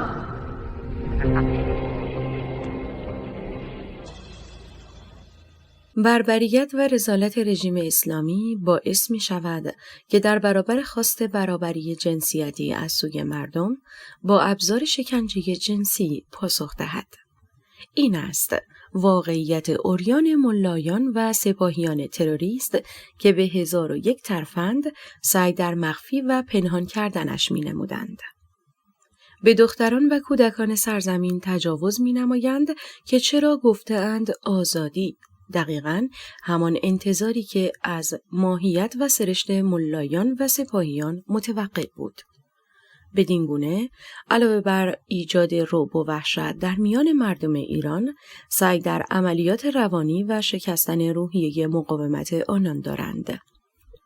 این رفتار یکی از عریان‌ترین مظاهر توحش ملایان است. تجاوز به زنان در قیامی که برای زنان اتفاق افتاد، نشان از عمق تضادی است که میان مردم ایران و رژیم اسلامی است. در حقیقت این رفتار هشداری از ناحیه رژیم اسلامی به دیگر زنان انقلابی در خیابان است که در صورت دستگیری مورد شکنجه واقع خواهند شد. نوعی ایجاد ترس در ذهن و ضمیر انقلابیون برای تضعیف انگیزه مبارزه، برای از بین بردن و یا شکستن توان جنگی آنان است. هدف آنها ایجاد نشخوار ذهنی در ذهن فرد انقلابی است که نکند من هم دستگیر بشوم و مورد شکنجه واقع شوم. نکند از سرکوبگرانی که متنفرم مورد آزار جنسی قرار بگیرم. و این سوالات پیاپی که در نهایت بتواند موجب دلسردی و یا هراس و تضعیف در برخی از افراد بشود. این روش حکومت ملایی مصداق تروریسم است. ایجاد رعب و وحشت سازمان یافته با استفاده از هدف نامشروع سرکوب مردم بارزترین مصداق تروریسم دولتی است. اما نکته بسیار مهم این است که نقش تعیین کننده در برخورد با فردی که مواجه با شکنجه جنسی شده است را مردم به عهده دارند.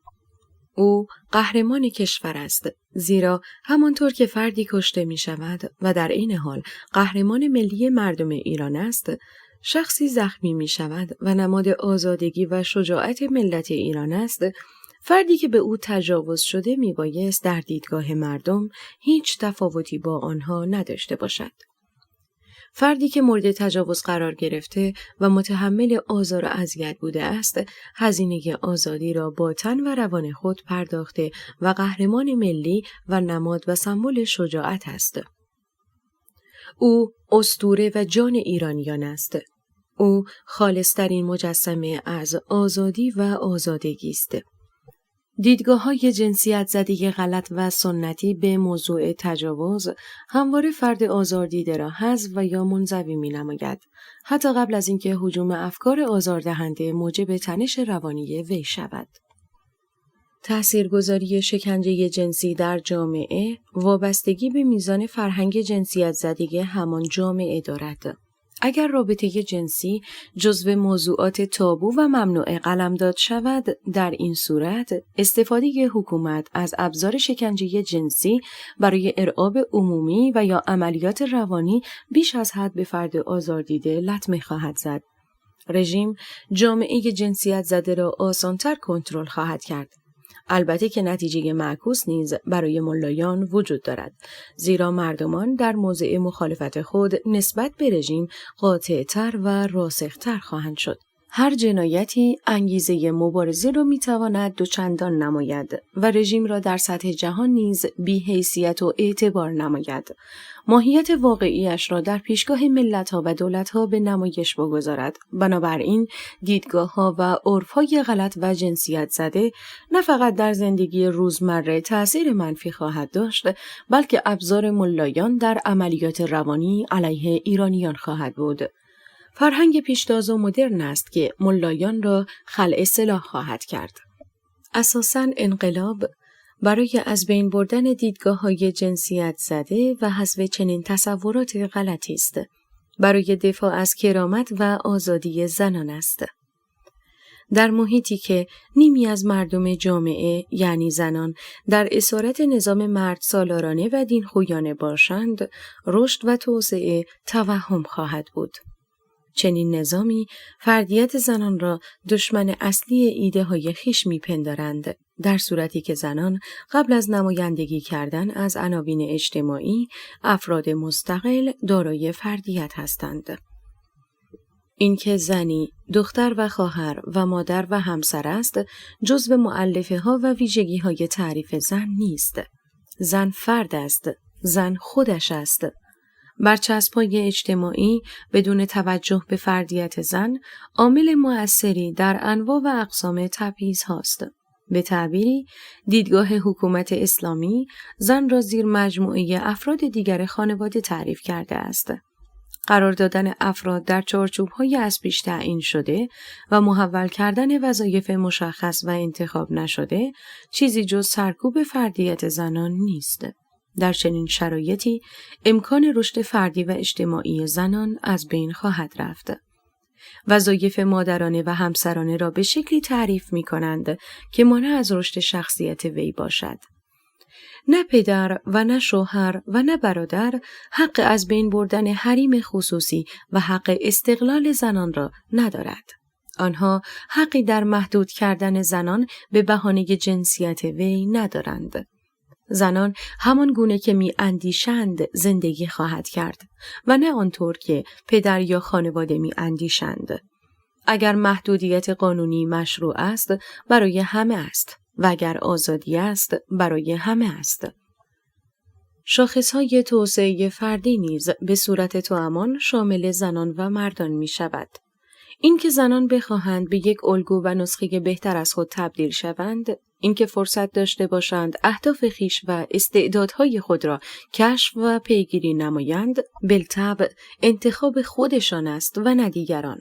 دولت‌ها نیز موظفند شهروندان را در این مسیر یاری نمایند. اما بدون ابهام و تردید رژیم اشغالگر اسلامی مستقر در ایران با رشد فردگرایی و به ویژه رشد زنان مخالف است. ملا نمی‌فهمد که هیچ تفاوتی میان زنان ایرانی با زنان آمریکایی یا اروپایی نیست. اگر به دلیل تصادف و اتفاق دختری در ایران متولد شده است و از بد حادثه تحت کنترل و اسارت حکومت اسلامی قرار گرفته و همزمان دختری تصادفاً در کشورهای توسعه یافته به دنیا آمده و سرکوب را تجربه نکرده، هیچ کدام این دو فرض به معنای متفاوت بودن آنها در نیازهایشان نیست، بلکه تفاوت در ساختارهایی است که یکی را با استفاده از ارزش‌های لیبرال پشتیبانی نموده است و دیگری که با ارزش‌های دینی و سنتی سرکوب شده است. اگر گیاهی رشد متناسب نداشته باشد، مسئله مربوط به گیاه نیست، بلکه مربوط به محیط و شرایط نامناسبی است که پتانسیل موجود در گیاه را از بین برده است. میبایست خاک، آب، نور، هوا و غیره را بررسی نمود و تعادلی در نظر گرفت. در چنین شرایطی رشد حتمی خواهد بود. ایرانیان انقلاب می‌نمایند برای از بین بردن موانع رشد و توسعه، برای ایجاد شرایطی که بتوانند آزادانه اهداف زندگی خویش را پیگیری نمایند. در واقع انسان‌ها تنها یک بار فرصت و شانس تجربه زیستن در جهان را به دست می‌آورند. بنابراین نمی‌خواهند که بازیچه مشتی دیکتاتور دیوانه باشند. جنایتکارانی که فرصت زندگی انسانها برای تجربه جهان و احساس عمیق آزادی را تبدیل به رنج بی‌پایان می‌نمایند. ملایان برای ایجاد چنین آزار و کنترلی از روش‌های گوناگونی استفاده می‌نمایند. یکی از روش‌های ملایان برای به اسارت گرفتن زندگی انسان‌ها کنترل ذهن آنهاست. در این راستا از زنان برای کنترل جامعه استفاده می‌کنند. در دیدگاه ملایی هدف وجودی زن مادر شدن است و مادر تربیت فرزندان خود را عهده‌دار است. معتقدند اگر افکار زنان کنترل شود و به شکلی درآید که آنها می‌خواهند، در نتیجه فرزندان آنها نیز به صورت خودکار به شکل مادرشان خواهند شد. معتقدند به جای صرف هزینه‌های زیاد برای قانع کردن انسان‌های بزرگسال برای گرایش به سوی اسلامگرایی، کافی است مادران را کنترل کنند تا فرزندان به شکلی ناخودآگاه کنترل شوند. به تعبیری، استفاده از عنوانی محبوب یعنی مادر بودن برای کنترل بخش بزرگی از جامعه و محصور کردن آنان در حصار مادرانگی، در حالی که زن بودن مساوی مادر بودن نیست. زن اگر تصمیم بگیرد که مادر نباشد، تصمیم وی است و زن ارزش خود را از دست نخواهد داد. مادر بودن ویژگی فوق‌العاده ارزشمند و منحصر به فردی است، ولی چنین چیزی به معنای بهره برداری ایدئولوژیک از فرزندان نیست. اساساً مادر نیز حق اعمال چنین چیزی را ندارد، ولی اسلامگرایی و دینخویی ملایان را در دام جنونی افسار گسیخته گرفتار نموده که مجوز چنین رفتارهایی را صادر می‌نمایند و عادی تلقی می‌کنند و از این مسیر برای کنترل نسل بعد استفاده می‌نمایند. روش دیگری که ملایان برای کنترل و تقابل با ملت ایران استفاده می‌نمایند، مبارزه با معانی و آرمان‌های انقلاب آنان است. آنها شعارها و خواسته‌های مردم و به ویژه زنان را به وسیله تلقی اذهان منجمد خویش با معنایی انحرافی معرفی می‌کنند. قیام مردم برای زن زندگی آزادی را به معنای برهنگی و روابط جنسی خارج از چارچوب معنا می‌کنند تا از این مسیر حقوق پایمال شده انسان ایرانی تنزل به یک مفهوم سطحی پیدا کند. نکته اول این که اساساً قرار نیست ملایان فهمی درست و درکی منطقی از خواسته‌های مردم ایران داشته باشند. ذهنیت جنسیت زده، افکار اسلامگرایانه، نگاه تک‌بعدی و ایدئولوژیک به جهان، بستر مناسبی برای رشد تعصب و کژاندیشی است. ظرفیت ذهن و توان فهم تابع متغیرهایی است. هر فردی قادر به درک هر موضوعی نیست. به فرض مثال، صحبت کردن و انتظار فهم مشکل گرمایش زمین و عواقب زیست محیطی برای شخصی که سطحی ترین مشکلات را در اجتماع کوچک خویش درک نمی کند، خیال بافی ما خواهد بود. صحبت کردن با کودک خردسال در مورد فیزیک کوانتوم و اصل عدم قطعیت هایزنبرگ و انتظار درک چنین موضوعی از کودک ایرادی از سوی ماست. ملایان که عمر خویش را وقف ترویج حجم عظیمی از گزاره‌های غیرقابل توجیه کرده اند و ذهنیت متعصبانه در آنها شکل گرفته، بدیهی است که توان و ظرفیت فهم مفاهیم مورد نظر دیگران را ندارند. از این رو، فهم شعار زن زندگی آزادی خارج از توانایی شناختی و ادراکی آنان است. نکته دوم این که آنان نمی‌خواهند مفاهیم مورد نظر انقلاب از سوی مبارزان ایرانی رشد و گسترش یابد، زیرا حداقل ماجرا این است که آنها می‌دانند که انقلاب زن زندگی آزادی دیدگاهی در مقابله و ستیزه با رژیم اسلامی است. در واقع می‌توان گفت هر آن چیزی که بدان معتقد بودند و تبلیغ می‌نمودند را در حال انکار شدن می‌بینند. ایدئولوژی سیستم، فروپاشی و نابودی را در سطح جامعه تجربه می‌نماید. بنابراین سعی می‌کنند که آرمان‌ها و ارزش‌های جبهه مقابل را ضعیف و بی‌معنا جلوه دهند. چنین روشی یکی از متدهای جنگ روانی است. البته که روشن است شیوه‌هایی که دروغ و فریب را نمایندگی می‌نمایند، نتیجه دلخواه را در پی نخواهد داشت. شیوهی که حقیقت را انکار می‌نماید و دروغ می‌گوید تا به هدف برسد، ره به جایی نخواهد برد. این رفتار ملایان به این میماند که در گفتگویی که در جریان است، یکی از طرفین گفتگو برای جبران منطق ضعیف خود شروع به حمله به شخصیت حقیقی گوینده نماید.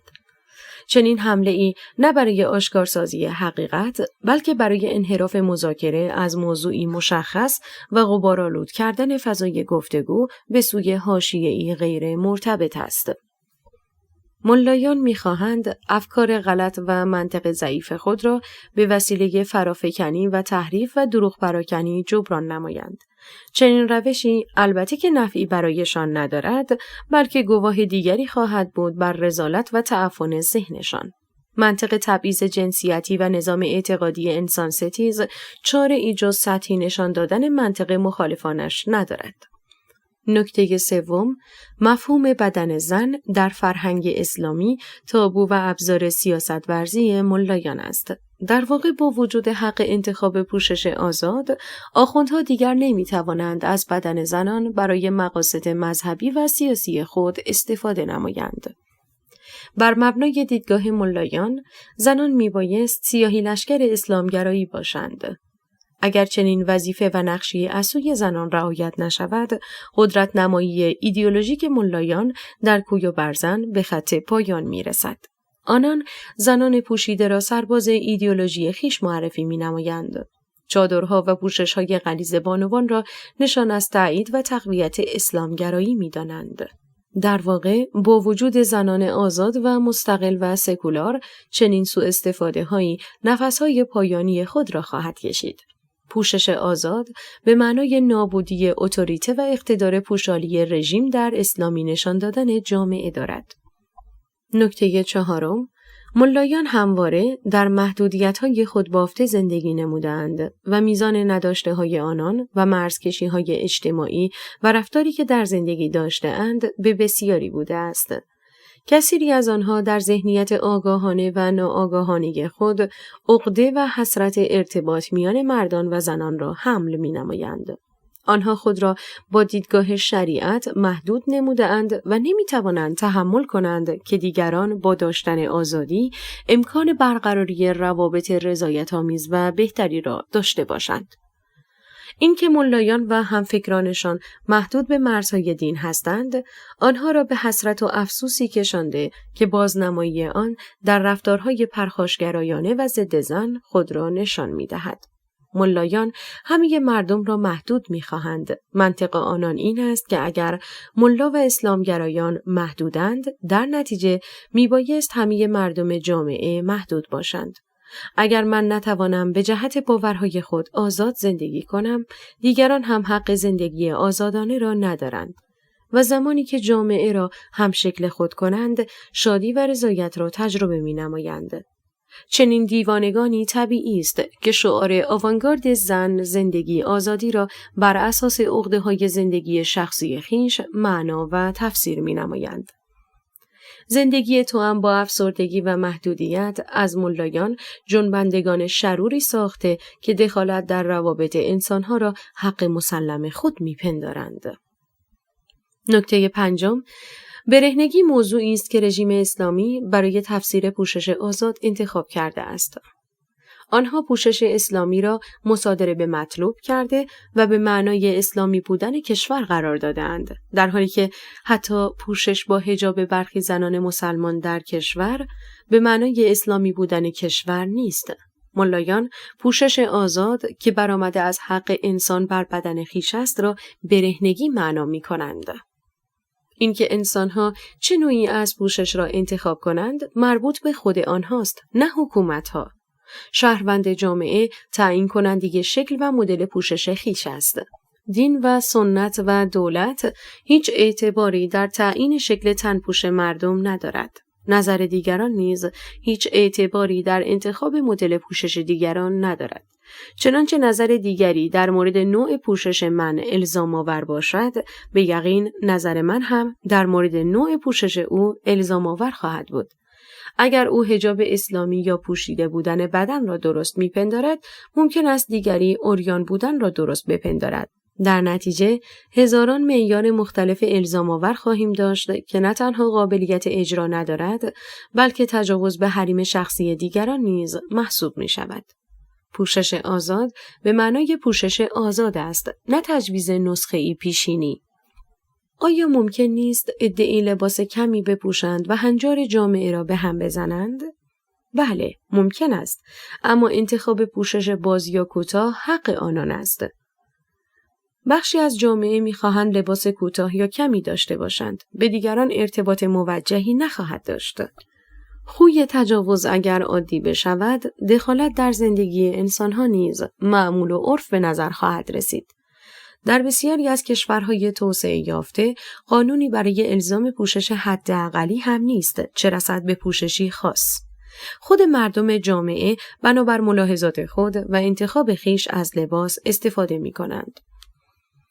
انتخاب پوشش آزاد به معنای آزادی شهروندان در پوشیده بودن بدن و در پوشیده نبودن بدن است. یک طیف است که در آن شکل‌های مختلفی از پوشش قرار دارد. البته که ملایی که جز زمزمه اجبار در گوش خود نشنیده، درکی از اختیار و سلایق انسان‌ها نخواهد داشت. نکته ششم، آن چیزی که ملایان فساد می‌دانند در حقیقت بازتاب دیدگاه خودشان است و نه مردم.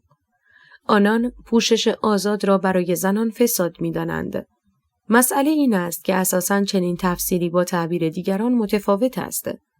حتی موهای آشکار و پوشیده نشده زنان را عامل فساد اجتماعی و علت تباهی اخلاق و خانواده تلقی می‌کنند، در صورتی که معیارهای اخلاقی و اجتماعی آنان برآمده از مذهب غبار گرفته تاریخی و سنت دین خویانه است. با همین شیوه رابطه جنسی زن و مرد را خارج از عقد ازدواج فساد می‌دانند، در حالی که به هیچ وجه چنین روابطی فساد نیست، بلکه لازم و جزو طبیعی ترین گرایشات انسان است. متر و معیار اخلاق و حقیقت بین ملایان و شهروندان ایرانی متفاوت است. اساساً معیار فساد چیست؟ برای ملایان شریعت اسلام و منافع فرقه تعیین کننده فساد و مصادیق آن است.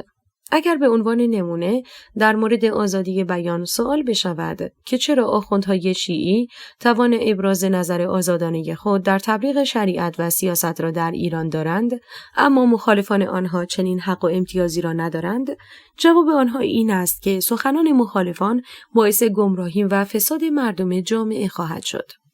این جمله عین عبارتی بود که خود در گفتگویی از یکی از مراجع حال حاضر تقلید شیعه جوادی آملی دریافت کردم.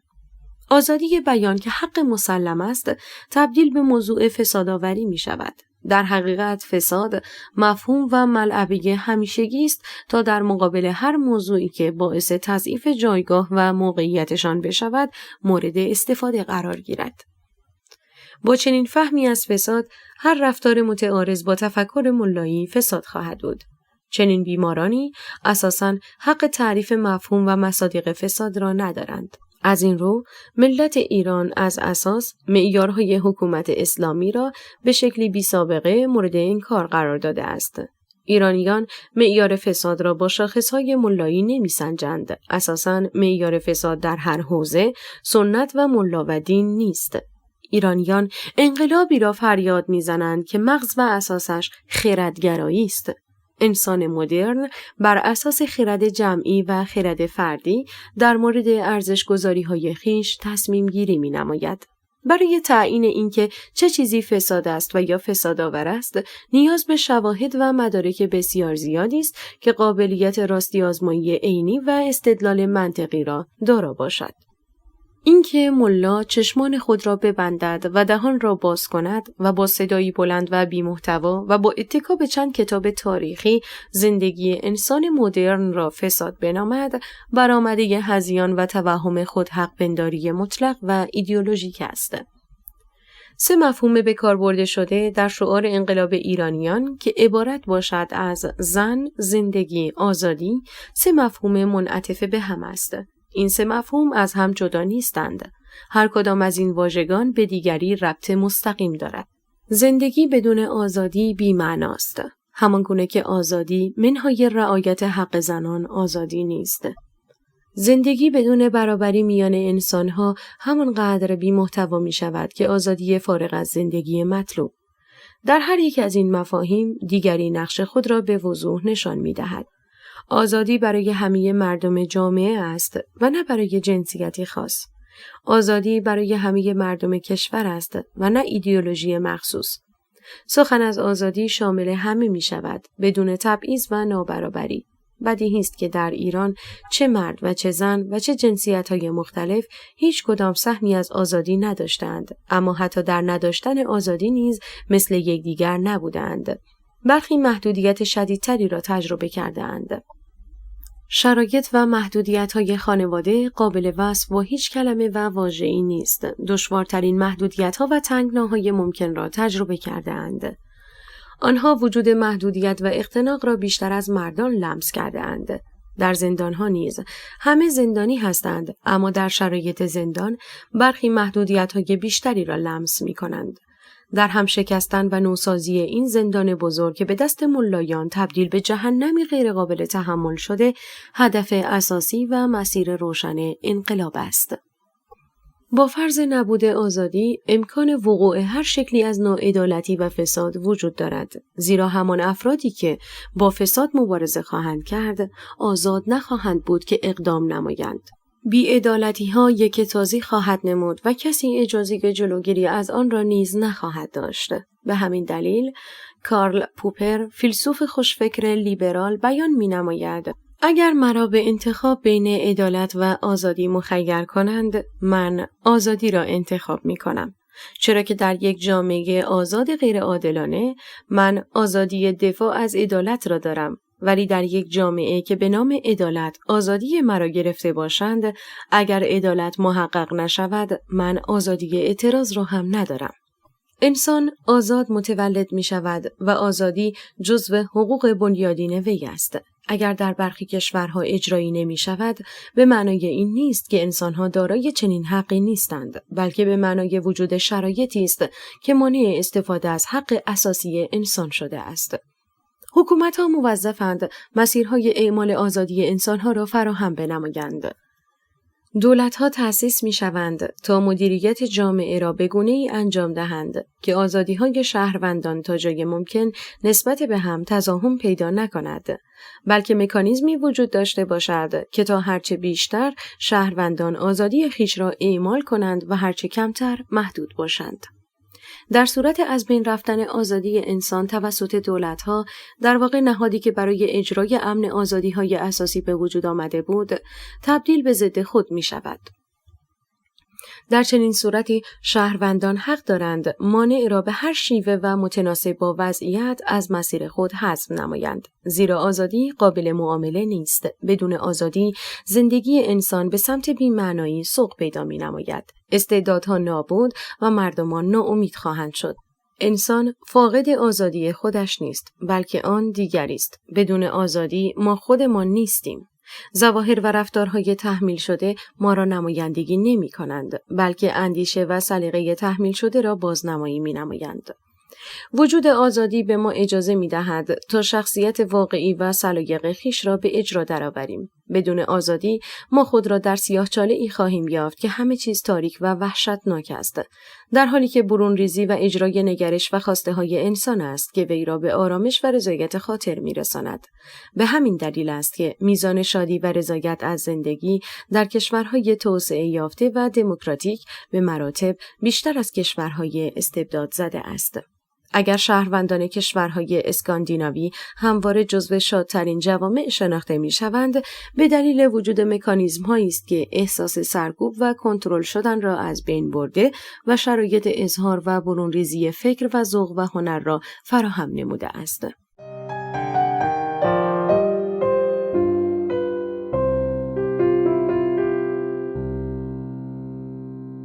زن، زندگی، آزادی. اثر کسری فرمنش. راوی نسیم. تهیه شده در کتابخانه اینترنتی آوای بوف. avayaboof.com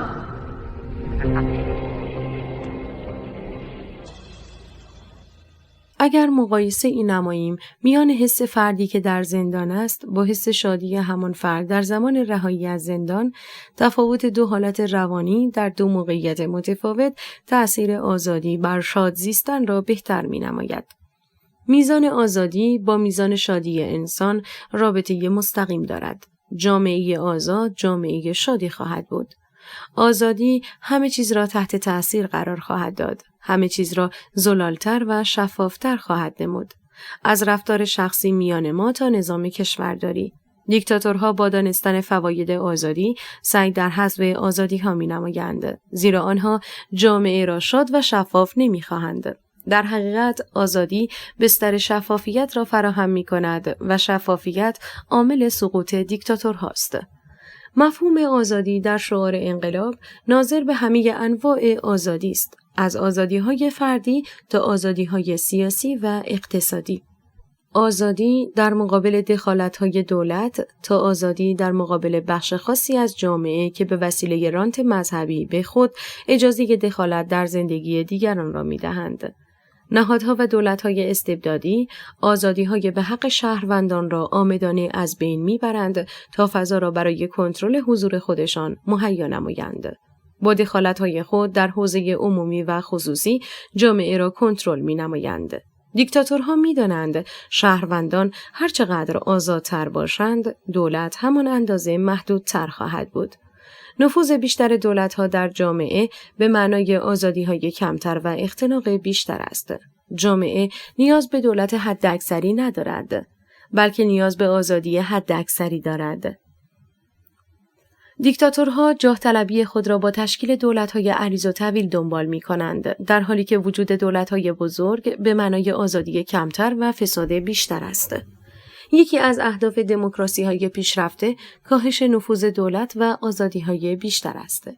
اختیارات بیش از اندازه دولت‌ها به معنای تعیین حداکثری حد و مرز است و به عکس اختیارات حداقلی دولت‌ها به معنای رقابت نمودن پتانسیل‌ها و ایده هاست.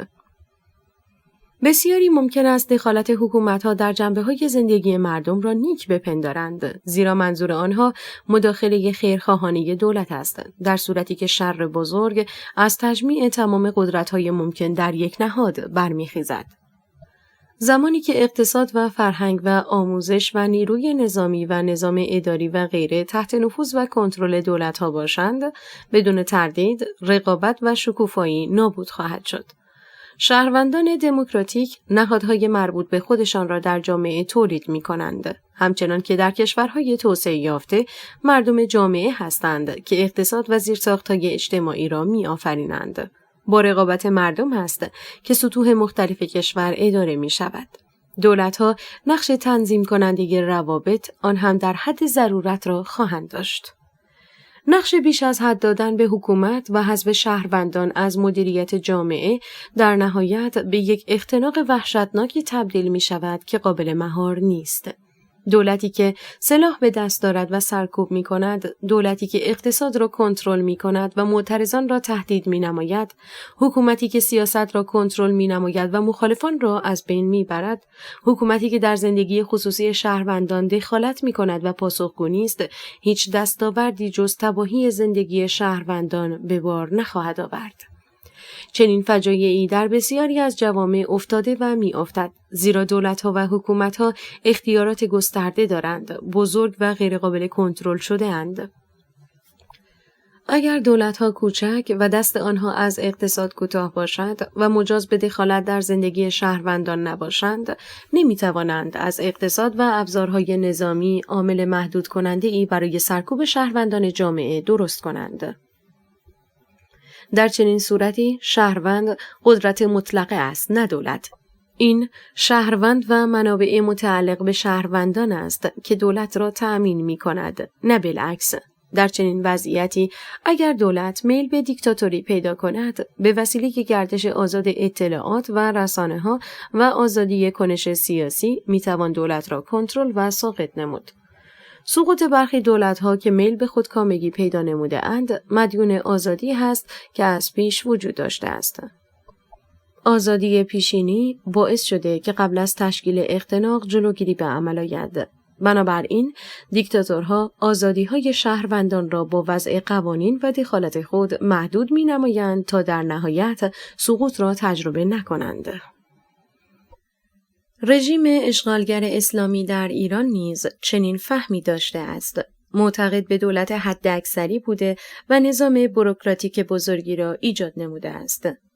تلاش کرده که آزادی حداقلی را هم از شهروندان خود سلب نماید تا مبادا روزنه‌ای برای تغییر و تحول وجود داشته باشد. به تعبیری، نه تنها رقابت سیاسی و اقتصادی را نابود نموده است، بلکه آزادی‌های فردی را هم با مداخله‌های دولتی از بین برده است. زمانی که همه زوایای زندگی شهروندان تحت کنترل حکومتی توتالیتر باشد، بالطبع شعار آزادی تفاوتی عمیق پیدا می‌نماید.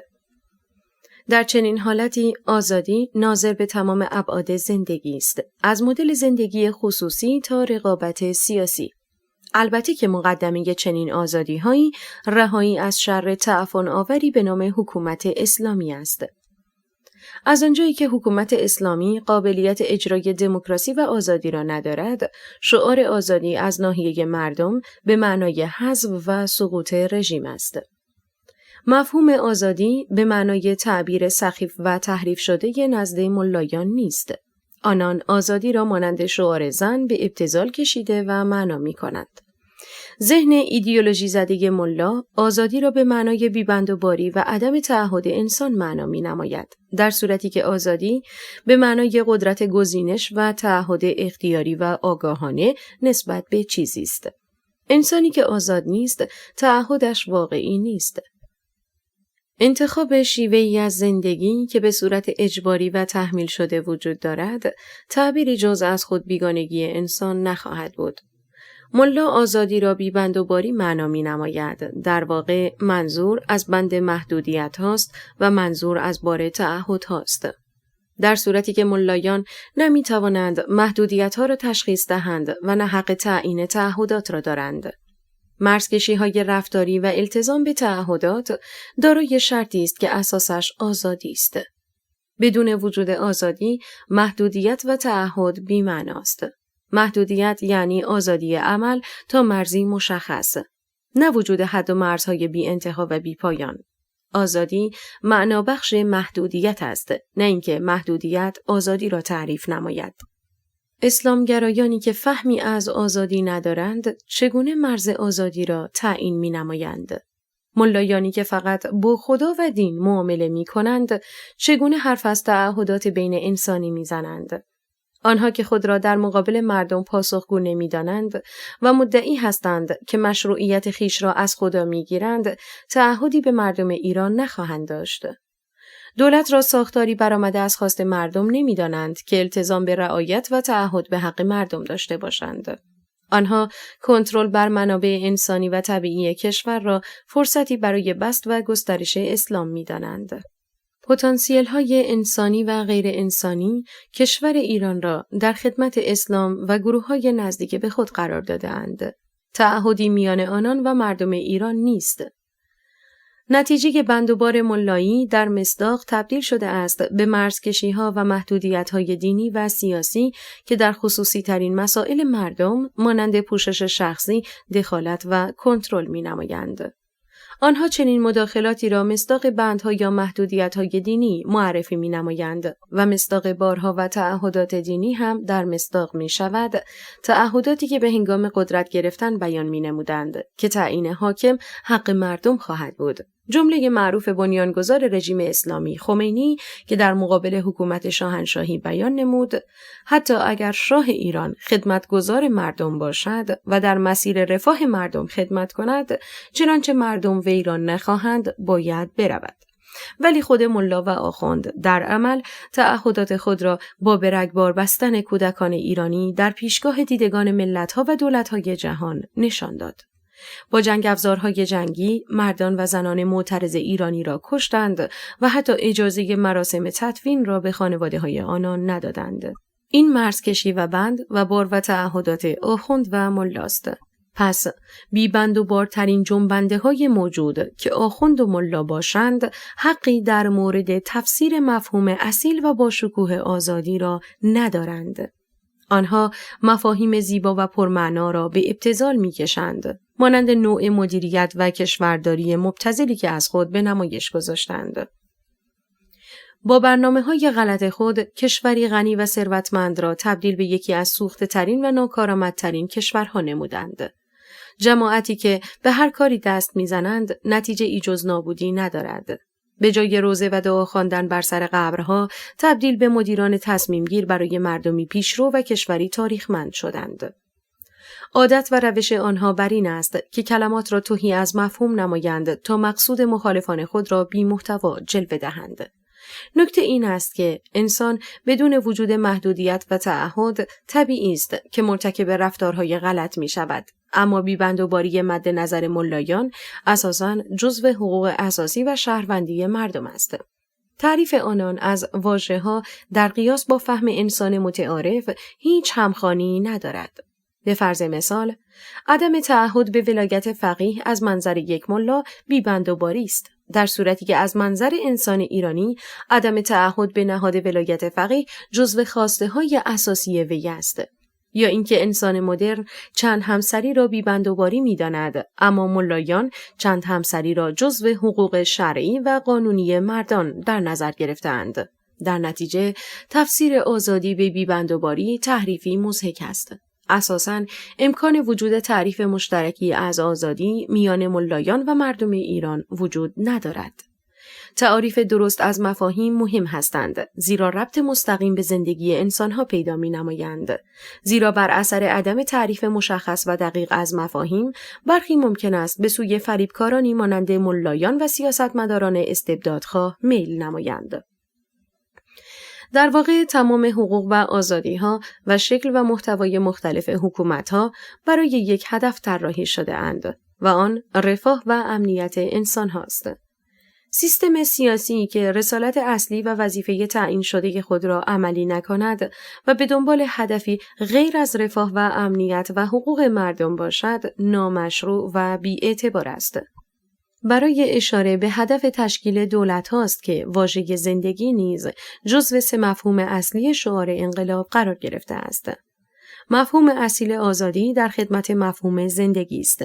مفهوم برابری جنسیتی برای چیزی جز زندگی بهتر نیست. اما ادعی به علتهای متفاوتی مانند دین و مذهب و سود، جاه طلبی‌های شخصی، کج‌اندیشی‌های ایدئولوژیک، زندگی مردم را قمار ذهنیت‌های غلط خویش نمودند. در چنین وضعیتی مفهوم زندگی معنای خود را می‌بازد، تبدیل به زیستی بی‌معنا و تکراری می‌شود. در واقع زندگی دم و بازدم و رشد و تولید مثل و همانندسازی نیست. چنین چیزی زنده بودن است که تفاوتی عمیق با زندگی کردن دارد. زنده بودن بستر و فرصتی برای زندگی کردن است. فردی که خودکشی می نماید، زنده بودن خیش را تاب نمی آورد به دلیل عدم وجود جریان زندگی مطلوب. دیکتاتورها نیز زندگی مردم را از آنها می گیرند و حتی زنده بودن مردم را برای خدمت به خود می خواهند. ملا و آخوند هم ممکن است زندگی را شیوه‌ای از زیستن بدانند، اما هدف زندگی برای آنها غیر از هدف زندگی برای انسان نرمال است. ملا زندگی انسانها را قربانی اهداف ایدئولوژیک می‌خواهد. نقطه اساسی تفاوت میان ایرانی‌ها و آخوندها در همین مسئله است. انسان ایرانی زندگی را پیگیری خواسته‌های خود در بستری مناسب و با هدف نیکبختی و شادی می‌داند، ولی متولیان حکومت اسلامی زندگی را مسیر موقتی در نظر گرفتند که هر اتفاق و هر شکلی از زیستن با توجه به اهداف دینی و مذهبی اهمیتی نخواهد داشت. آنها دیگران را می‌کشند و حاضر هستند خود نیز بمیرند برای زندگی در جهانی غیر از جهان مادی ما انسان‌ها. زندگی دیگران را محدود می نمایند برای به دست آوردن پاداش از ناحیه موجوداتی غیر مادی. این اتفاق حیرت انگیز متاسفانه تبدیل به واقعیتی گرفتار کننده در عصر حاضر شده است. در چنین وضعیتی نقطه اشتراکی نیست که امکان همفهمی را هموار سازد. او چیزی را به عنوان معیار در نظر گرفته که امکان راست‌آزمایی و بررسی و قابلیت ارائه آمار و سنجش ندارد. از جنس ایمان و باور شخصی است. اما مبنای انسان خردورز در تصمیم گیری ها با اندازه‌گیری و ارائه نتایج و پیامدهای یک تصمیم است. با این وصف، منطق دو جبهه متقابل برای همدیگر غیر معقول و متضاد می نماید. اما هزینه این عدم تفاهم میان ملایان و ایرانی ها را چه کسانی می پردازند؟ واضح است که شهروندان ایرانی از جان و ثروت و آینده خویش هزینه می نمایند و چنین اتفاقی غیر قابل قبول است. اینکه مردم ایران بهای دیدگاه ملایان را بپردازند در حالی که به شکل مطلق مخالف هستند، معنایی جز تجاوز و سوء استفاده ملایان از زندگی دیگران ندارد. اهداف جنون‌آمیز آنها و رهبر حکومت اسلامی ساختن جامعه اسلامی است. در این فرایند اگر زندگی ایرانیان نابود شد، لازمه و جزو اقتضاعات تحقق حکومت اسلامی بوده است.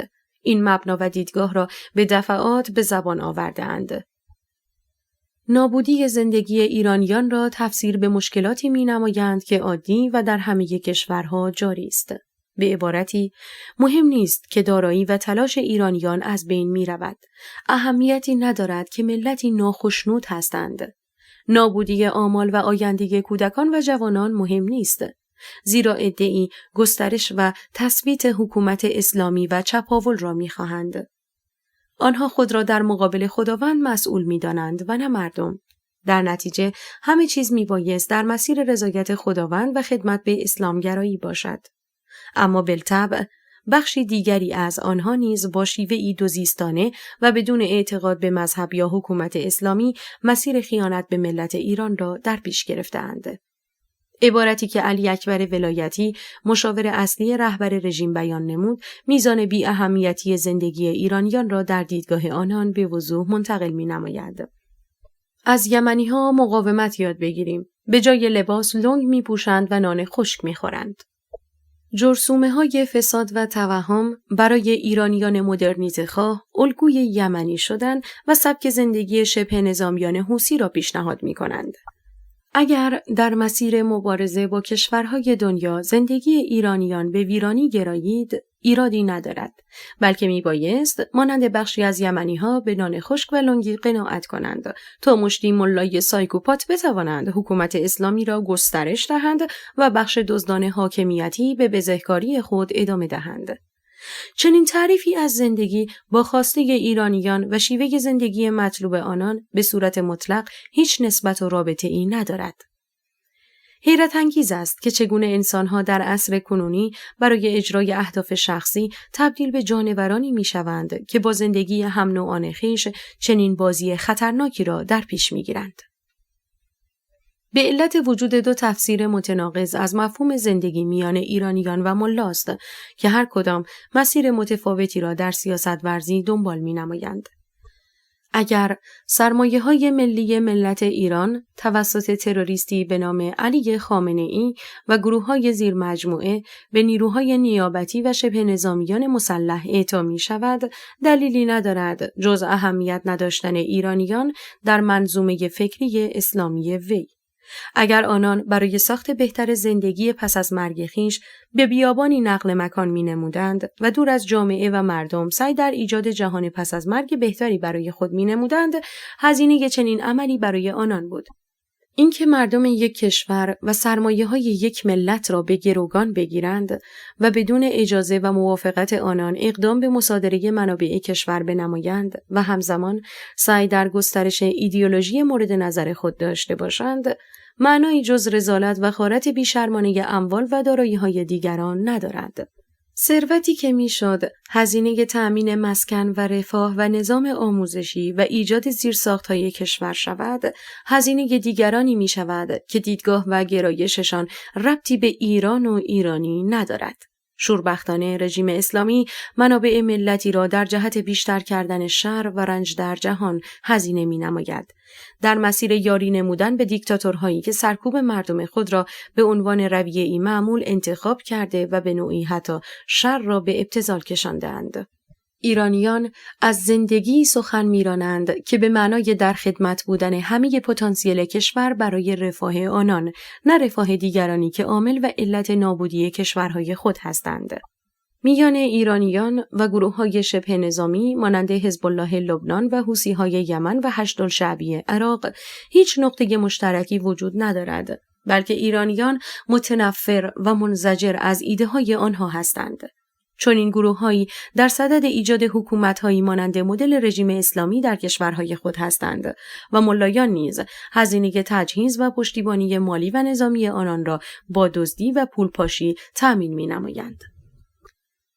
در جهانی که به سرعت در حال پیشرفت و توسعه است، ایرانیان گرفتار بیمارانی شده اند که زندگی نرمال و متعارف را در عرصه‌های مختلف به تباهی کشانده اند. ملایانی که از زندگی تنها ساخت موشک برای تضمین امنیت خود را می‌فهمند و همه ابعاد زندگی را تک‌بعدی و امنیتی تفسیر می‌نمایند. نمی‌فهمند که زندگی مفهوم کلی است که ابعاد و جنبه‌های مختلف دارد. در واقع زندگی مطلوب نیاز به محیط زیست مناسب دارد که در نابودی آن از چیزی فروگذار نکردند. زندگی مرفه نیاز به اقتصاد قدرتمند و مولد و آزاد دارد، در حالی که ملا کاری جز خام فروشی و دولتی کردن همه منابع انجام نداده است. پیش نیاز زندگی مطلوب نظام آموزشی مؤثر و کارآمد است که در همه ابعادش از کتاب‌های درسی سراسر ایدئولوژیک تا معلمان و اساتید به شدت ناراضی تحت الشعاع تصمیمات آنها واقع شده‌اند.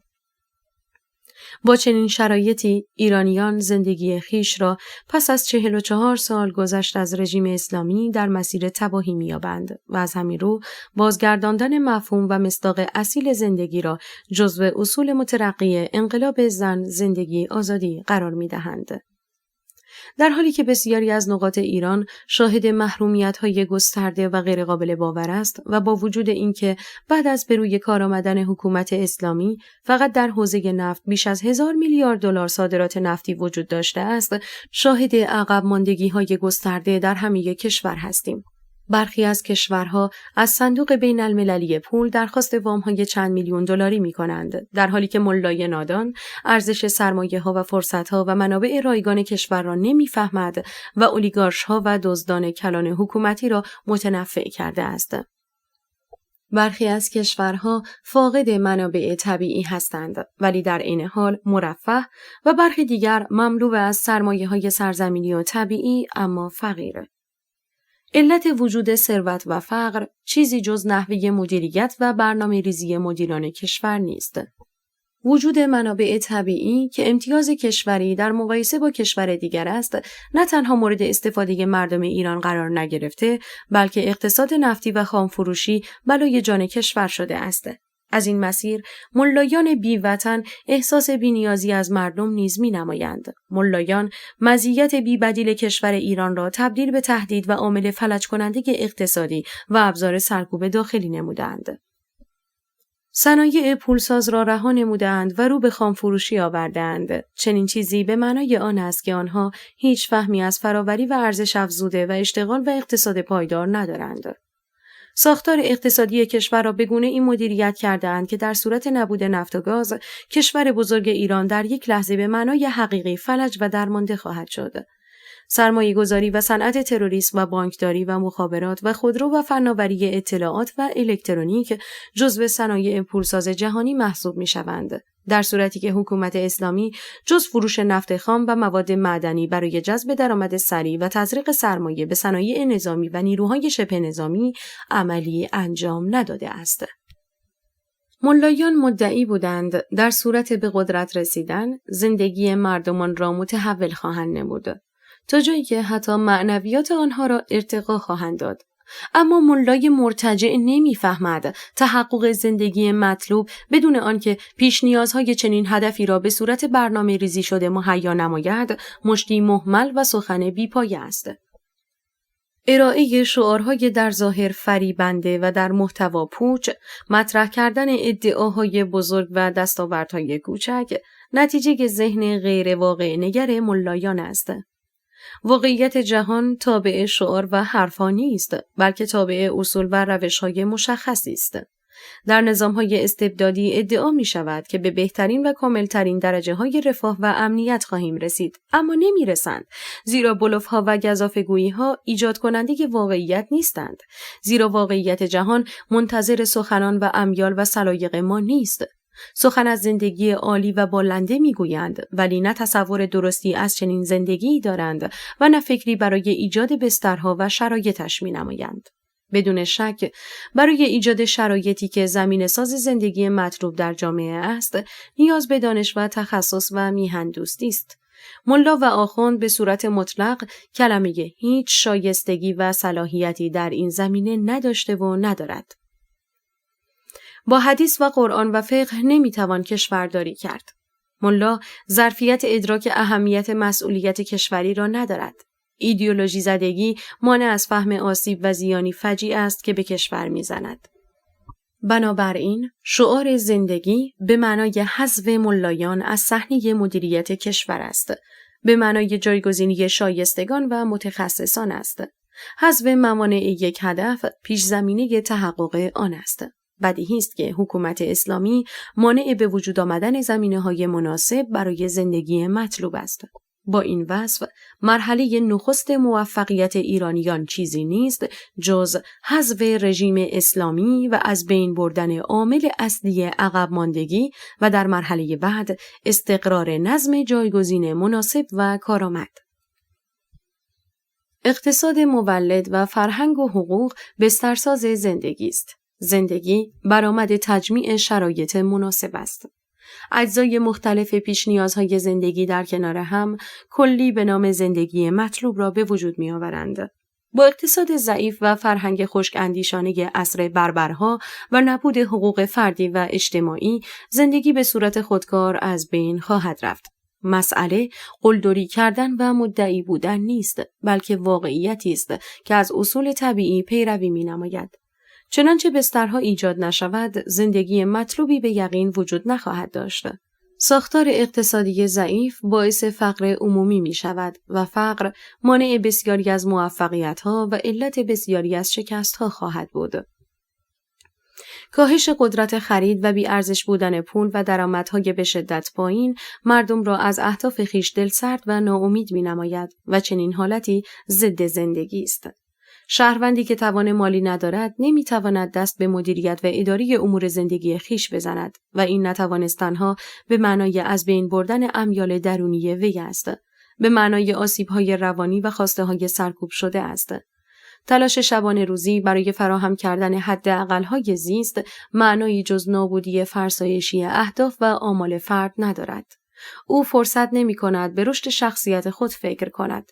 نمی‌تواند به شکلی از زیستن دلخواهانه که در سر دارد بپردازد و در گرداب مشکلات مالی غرق می‌شود. بنابراین شعار زندگی اشاره مستقیم به یکی از عوامل تعیین کننده دارد که عبارت باشد از قدرت اقتصادی شهروندان و میزان هزینه و درآمدها. در حالی که بالعکس ملایان با بیخردی ریال را تبدیل به بی‌ارزش‌ترین پول جهان کرده‌اند و اقتصاد دولتی و رانتی مملو از فساد و تورمی را پایه‌ریزی کردند که جز خرد شدن پیکر اجتماع نتیجه‌ای نداشته است. زندگی‌ها را نابود کرده‌اند و به شکلی بی‌تفاوت مسئولیت این اتفاقات را به دشمنان حواله می‌نمایند. والدین خانواده را شرمنده از فرزندان، نوجوانان را در حسرت داشته‌های متعارف، جوانان را غرق مشکلات مالی و درمانده از تأمین شرایط اولیه تشکیل خانواده نموده‌اند. مسئولیت هیچ کدام از دستاوردهای مدیریتی خود را با بی‌شرمی و وقاحتی بی‌مثال نمی‌پذیرند. مسئولان دولتی کشورهای توسعه یافته و دموکراتیک بدون داشتن خود برتربینی و قلدری کشورهای مرفهی را مدیریت می‌نمایند که شهروندانش زندگی دلخواه خویش را با کمترین هزینه دنبال می‌کنند. ملایان با گردن فرازی و با کارنامه‌ای سیاه بر تمام ثروت ملی آتش جهل و حماقت فروزانده‌اند و هر فرصتی را نابود کرده، اما احساس برتری و بهتری نیز دارند. مدعی آموزش اخلاق و معنویت نیز هستند. در مورد موضوعی که ربط به دولت‌ها دارد ساکتند و در موضوعی که هیچ ارتباطی به دولت ندارد با همه توان فعالند. اساساً معنا و معنویت در زندگی شهروندان ربطی به دولت‌ها و حکومت‌ها ندارد. چنین مسئله‌ای مربوط به خود شخص و دیدگاه انسان‌ها نسبت به جهان است. حکومت تنها و فقط در راستای رفاه و امنیت و احقاق حقوق مسئولیت دارند. اینکه رفاه و امنیت و حقوق مردم را فراموش نمایند و سعی در ایجاد معنویت مخصوصی داشته باشند، روشی غلط و مضر و پوچی است. زیرا هدف تشکیل دولت به فراموشی سپرده و همان معنویت به جای معنا بخشی عامل تباهی و سرکوب می شود. ورود حکومت‌ها در عرصه معنویت نه تنها مضر است، بلکه باعث الغای دیدگاه تک‌بعدی و یکسویه خواهد شد و اساس تبعیض و اختلافات اجتماعی را پایه‌گذاری می‌نماید. با این وصف، خواست و شعار زندگی در تضاد با عواملی است که سد و مانعی برای زندگی مطلوب است، در مخالفت با ایده‌های مخرب ملایی است. شعار زندگی ضد مرگ است و ملا پیام‌آور مرگ و تباهی است. آنها انسان را از مرگ می‌ترسانند و به سمت مرگ راهنمایی می‌کنند. اما این انقلاب با هویت میل به زندگی و آزادی در تقابل با آنها قرار گرفته است.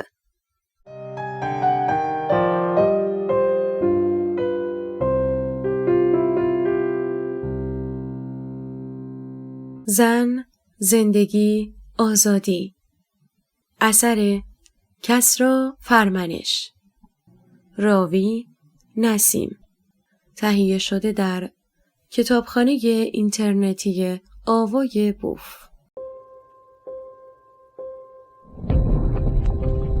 avayaboof.com.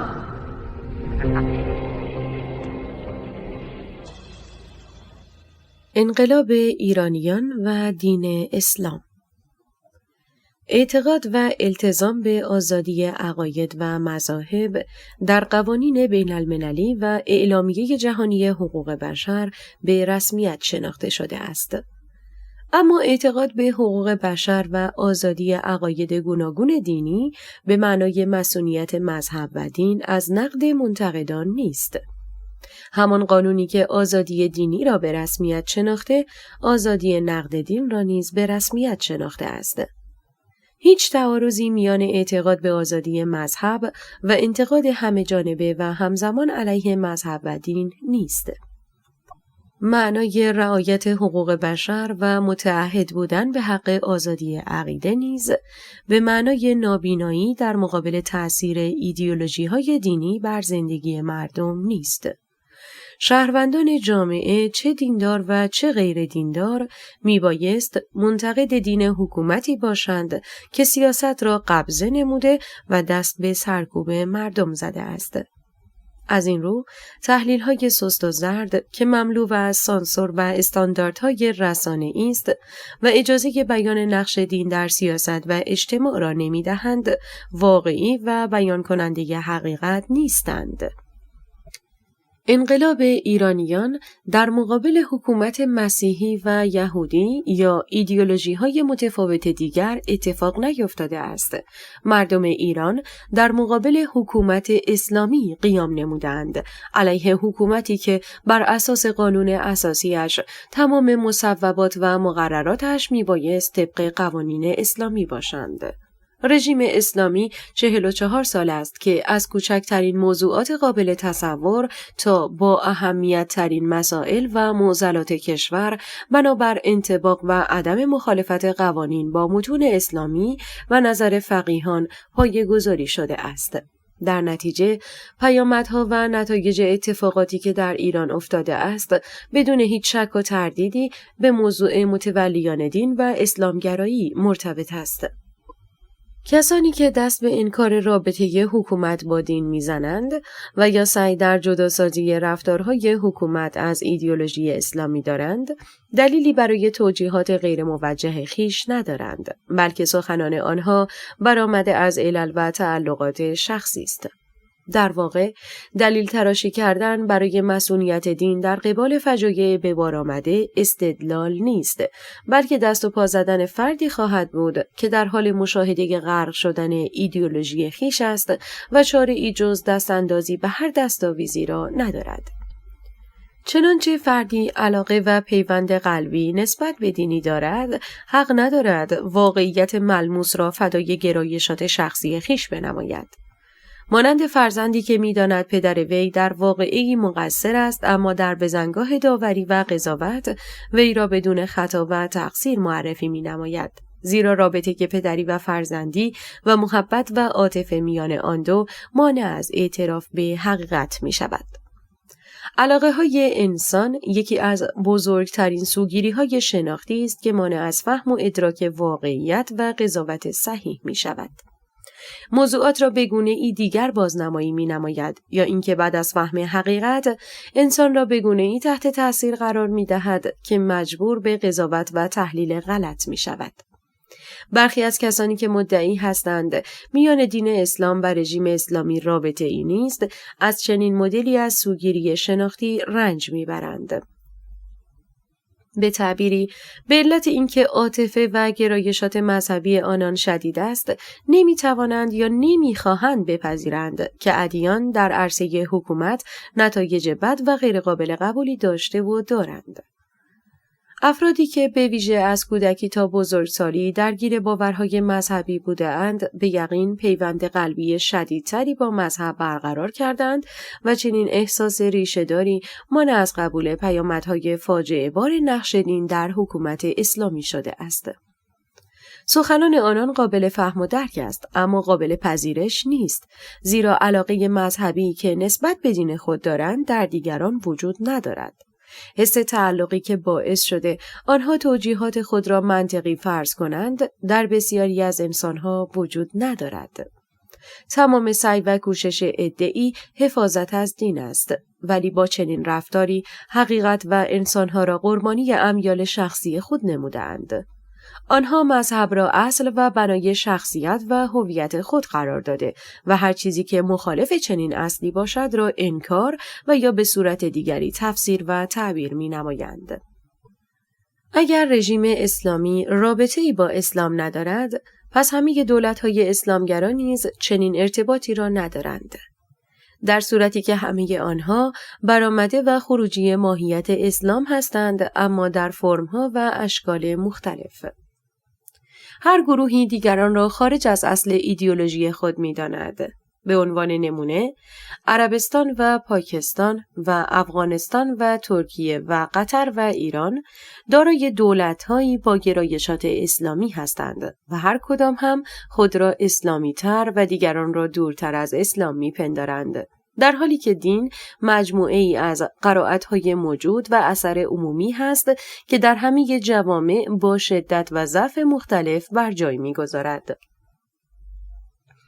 دین موضوعی خارج و شکل گرفته در خلأ نیست. ملایان در حکومت اسلامی و با استفاده از اندیشه‌های اسلامی کشور را اداره کردند. قابل درک است اگر عده‌ای خوانش خود را از دین متفاوت از رژیم بدانند. اما تفاوت خوانش آنها هیچ ربطی به واقعیت حاکم بر کشور ندارد. اساساً تفاوت دیدگاه‌های دینی فردی که در نقطه‌ای از جهان زندگی می‌کند با قرائت حکومت اسلامی اهمیتی در نقد ایدئولوژی اسلام ندارد. موضوع اسلام موجود در ایران است و نه اسلام ساخته و پرداخته عده‌ای در رویاها و آرزوهایشان. هر کس مجاز است که اسلام را به صدها مدل مختلف بفهمد، اما حق منع دیگران از نقد دین و بیان نقش دین در حکومت به بهانه تفاوت خوانش‌ها را ندارد. معضل اساسی حکومت اسلامی موجود در ایران است که با تکیه بر اسلام قانونگذاری کرده است. در نتیجه دین و حکومت مخلوط و ترکیب شده اند. اتفاقی که در ایران به وقوع پیوسته نتیجه مستقیم رفتار ملایان و ایدئولوژی اسلام است. با تمام این اوصاف، سوال کلیدی این است که انقلاب زن، زندگی، آزادی آیا دین ستیز است و یا مسلمان ستیز و یا هیچ کدام؟ مبارزه با حکومت اسلامی نبردی علیه تمامیت ساختار رژیم است. از مسئولان رژیم گرفته تا قوانین و ماهیت چنین دستگاه کشتاری. انقلاب ایرانیان مبارزه با یک شخص یا یک نهاد نیست. بلکه پیکاری چند ضلعی و بعدی است که بنیاد حکومت و ذهنیت سنتی و دینی را تغییر خواهد داد. از آنجایی که رژیم اسلامی صرفاً سیستمی استبدادی نیست بلکه رژیمی توتالیتر و تمامیت‌خواه است، معنای مبارزه با حکومت دینی نبرد علیه هر قانون و ساختاری است که حکومت اسلامی را تشکیل داده و ماهیت بخشیده است. نکته اول این که مبارزه علیه حکومت اسلامی به معنای مسلمان ستیزی نیست، زیرا مسلمان مساوی حکومت نیست. مسلمان همتراز ایدئولوژی حاکم نیست. مسلمان برابر با ملا نیست. مسلمان معادل سرکوبگر نیست. اگر مسلمانی جزو قوای حکومتی باشد و مردم را سرکوب نماید، مبارزه علیه وی صحیح بلکه لازم است، اما نه به خاطر اینکه مسلمان است، بلکه به خاطر اینکه سرکوبگر و قاتل است. با این فرض فرقی نمی کند فرد سرکوبگر بیدین باشد یا دیندار. در واقع نه مسلمان بودن فردی ملاک دشمنی با اوست و نه اعتقاداتش به دین علت دوستی با وی است. ملاک دشمنی و دوستی میزان نزدیکی و فاصله افراد به حقوق بشر و آزادی و عدالت است. در انقلاب زن، زندگی، آزادی، یکی از محورها و اهداف اساسی ایرانیان گزاری بسیار مهم آزادی است که شامل آزادی‌های فردی و اجتماعی می باشد. حق آزادی و برابری برای کیست و به چه کسی تعلق دارد؟ بالطبع برای همه انسان‌ها. پس مسلمانان حق آزادی و برابری را دارا هستند. به عبارتی، انقلاب علیه حکومت اسلامی، انقلاب برای آزادی مسلمانان و حفظ حقوق آنان نیز هست. شعار آزادی به طور حتم شامل انسانها با وجود عقاید مختلف و گرایشات مذهبی متنوع می شود. مسیحیان و یهودیان و خداناباوران و مسلمانان و بهائیان و هر تفکری را شامل می شود. ایرانیان در پی جایگزینی سیستمی هستند که اصول آزادی مذهبی را به رسمیت بشناسد، نه اینکه گروهی را بر گروه دیگر و مذهبی را بر مذهب دیگر امتیاز دهد و بذر نابرابری اجتماعی و سرخوردگی عمومی را ایجاد نماید. انقلاب ایرانیان مسلمانان را نیز از چنگ اهریمنان و ملایان نجات خواهد داد. مسلمانان به یقین از ناحیه مردم انقلابی و دموکراتیک ایران حمایت خواهند شد و هیچ مخالفتی با زیست آزادانه آنها نخواهد بود. حفظ حقوق مذهبی شهروندان جزو ملاک‌ها و اصول اساسی آزادیخواهان انقلاب زن، زندگی، آزادی است. اگر همه شهروندان جامعه از خدا ناباوران تا مسلمانان بر مبنای اصول مشترک اعلامیه جهانی حقوق بشر فعالیت نمایند، هر فرد با در نظر گرفتن آزادی و حق دیگران متناسب رفتار خواهد نمود. تفاوت‌ها عامل دشمنی و نزاع نخواهند شد، اما چنانچه فرد یا گروهی به بهانه اینکه دین خاصی صحیح است یا باوری محترم است، تصمیم بگیرد که دیگران را حذف یا محدود و یا سعی در از بین بردن حقوق شهروندان داشته باشد، بیشک مواجه با واکنش جامعه خواهد شد. مبارزه علیه حکومت اسلامی به هیچ وجه به معنای مسلمان ستیزی نبوده و نیست. بسیاری از مسلمانان سکولار در قیام زن، زندگی، آزادی شرکت داشتند. والدین برخی از مبارزان ایرانی مسلمان هستند. بخشی از افرادی که در خیابانها و اعتراضات دستگیر و مجروح شدند مسلمان بودند، اما اعتقادی به اسلام حکومتی و سیاسی نداشتند. برخی از قهرمانان و جاویدنامان درگذشته در انقلاب زن، زندگی، آزادی مسلمان بودند و در کنار افراد سکولار علیه حکومت اسلامی جنگیدند و تبدیل به نماد آزادی و شجاعت شدند. انقلاب ایرانیان فراگیر و کثرت‌گراست. به عنوان نمونه، زنان سیستان و بلوچستان در تجمعها و اعتراضات حضور فعال داشتند و با اینکه با پوشش اسلامی یا لباس سنتی بلوچی شرکت می‌کردند، شعار می‌دادند زن، زندگی، آزادی، چه با حجاب چه بی حجاب پیش به سوی انقلاب. چنین اتفاقی فوق‌العاده خیره کننده و سرشار از زیبایی بود. باطل کننده و خنثی کننده تمام تبلیغات دروغ ملایان و سپاه تروریست پاسداران بود. زنان مسلمانی که با چادر و یا پوشش اسلامی بر علیه حکومت اسلامی شعار می‌دهند، از حیله رژیمی اسلام پناه پرده برداری می‌نمایند. چنین زنانی اعلام می‌کنند ما به عنوان شهروندان کشور بازیچه دست عده‌ای ملای بیوطن نیستیم که هر جنایتی را انجام دهند و به بهانه وجود مسلمانان هر رفتاری را توجیه نمایند و خود را نیز مشروع بدانند.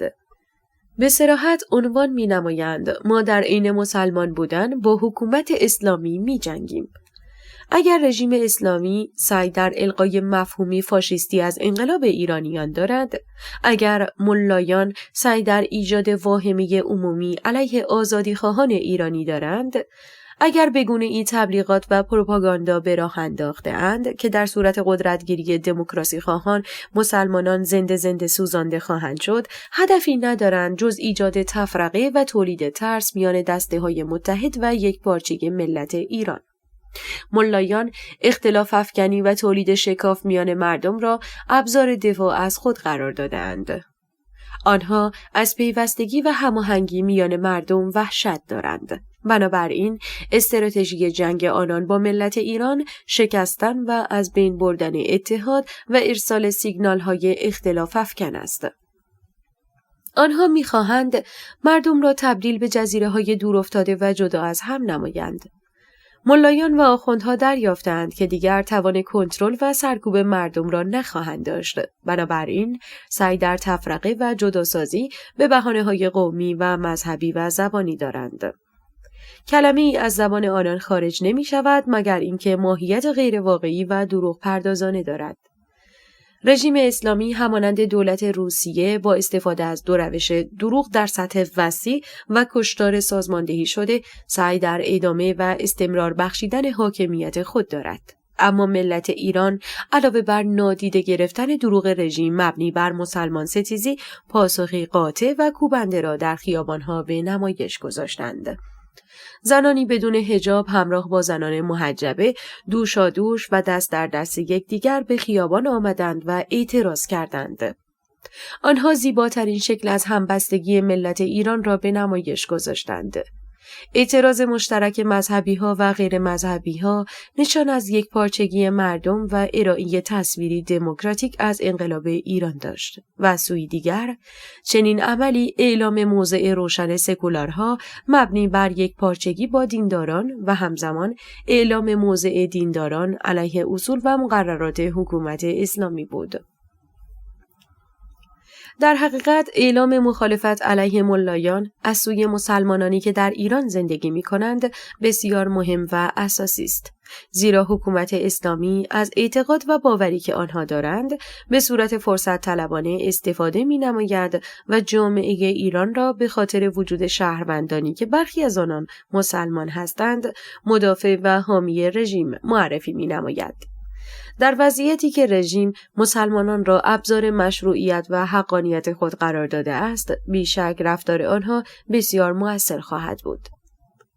نکته دوم این که به جهت تجربه زیسته ایرانیان در حکومتی دینی با محتوای اسلامی طبیعی است که بسیاری از ایرانیان نسبت به تفکرات اسلامی زاویه‌ای غیر همدلانه پیدا نمودند. میزان افرادی که باور مذهبی ندارند یا مذهب در زندگی آنان مهم نیست به شدت افزایش پیدا نموده است. اما آیا مخالفت با تفکرات اسلامی رفتاری غلط و یا غیر قانونی است؟ مسئله این است که مخالفت حق هر فردی است. بالطبع همان گونه که مسلمانان باورهای مسیحیان را نمیپذیرند، خدا ناباوران یا افراد غیر مذهبی نیز تفکرات اسلامی را پذیرا نیستند. اما مخالفت‌ها به هیچ وجه به معنای دشمنی و ضدیت میان انسان ایرانی سکولار و انسان ایرانی مذهبی نیست، بلکه با وجود تفاوت‌ها و برای آزادی همدیگر در یک جبهه علیه رژیمی نامشروع می‌جنگند. در جوامع توسعه یافته تفاوت‌ها و مخالفت‌ها طبیعی و اقتضای نگرش‌های متفاوت تلقی می‌شود. به همین شکل اگر ایرانیان نسبت به نظرات فکری همدیگر دیدگاه‌های متفاوتی داشته باشند به هیچ عنوان به معنای تقابل با دینداران نخواهد بود. در چنین مواقعی نیاز به دموکراتیک بودن و دموکراتیک رفتار کردن خود را نشان می‌دهد. اگر برای آزادی و دموکراسی تلاش می‌نماییم، میبایست تساهل و مدارا و تحمل مخالفت‌ها را نیز داشته باشیم. بنابراین مخالفت با اسلام یا اسلامگرایی طبیعی است و حق هر شهروند ایرانی است. ممکن است به دلیل زندگی در جامعه‌ای بسته و مملو از اختناق داشتن مخالفت با اسلام و حتی ابراز آن برای عده‌ای غیر طبیعی یا غیر معمول به نظر برسد. اما امتیاز ویژه قائل شدن برای مذهبی خاص و عدم وجود آزادی بیان همان چیزی است که ایرانیان برای از بین بردنش قیام نمودند. انسان ایرانی سالهای سال برای مخالفت با تفکرات مذهبی که حق مسلم وی بوده به زندان رفته و کشته شده است. در جامعه‌ای که دموکراتیک است، مخالفت‌ها بدون هزینه خواهد بود و هر فرد آزاد است که بدون هراس و واهمه نظر خود را ابراز نماید. کم کردن حساسیت‌ها و در نظر گرفتن حق متفاوت اندیشیدن و سخن گفتن دیگران به همان گونه که برای خود قائل هستیم، عامل مهم توسعه فرهنگی و سیاسی است. افرادی که باورهای مذهبی و غیر مذهبی دارند، حق مخالفت دیگران را میبایست رعایت و به رسمیت بشناسند. مردمان دموکراتیک در عین تفاوت‌ها متحد هستند. برخلاف مردمان غیر دموکراتیک که تا یک شکل نباشند، احتمال همکاری نخواهند داشت. اگر بسیاری از ایرانیان مسلمان نیستند یا گرایش دینی ندارند، موضوعی حساسیت برانگیز نیست و نباید باشد، زیرا آنها از حق انتخاب باورهای شخصی خود استفاده می‌نمایند. در تجربه زیسته مردم ایران، حکومتی وجود داشته است که اسلام را محور همه امور خود نموده است. بنابراین مخالفت با اسلام حکومتی یا مخالفت در برابر تفکرات اسلامی اتفاقی حتمی است. اما این مخالفت‌ها دو علت برجسته خواهد داشت. 1. تجربه اجرای قوانین دینی. 2. شناخت بیشتر نسبت به باورها و قوانین دینی. این دو عامل هر کدام می توانند جزو دلایل و علل اساسی گرایش ایرانیان به سکولاریسم و مدرنیته باشد. به فرض اگر عده‌ای از مردم مسیحی در سرزمینی زندگی نمایند که حاکمان آن کشور یهودیان باشند و دولت یهودی بر اساس قوانین یهودیت کشور را به قهقرا و سقوط کشانده و تصمیم به حذف یا تضعیف مسیحیان گرفته باشد، در چنین وضعیتی بدیهی است که مسیحیان تحت ستم اقدام به مخالفت با تفکر یهودیت خواهند داشت.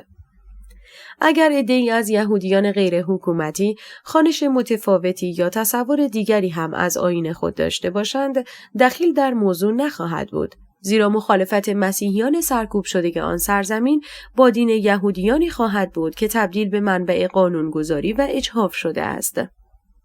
اما صورت دیگر موضوع این است که امکان دارد بخشی از مسیحیان تحت ستم تمام ساختار تفکر یهودیت را دارای اشکال بدانند. این گرایش به معنای مخالفت همزمان با دین حکومتی و مخالفت با اساس آیین یهودیت است که هر دوی این موضع‌گیری‌ها جزو حقوق مسلم آنهاست.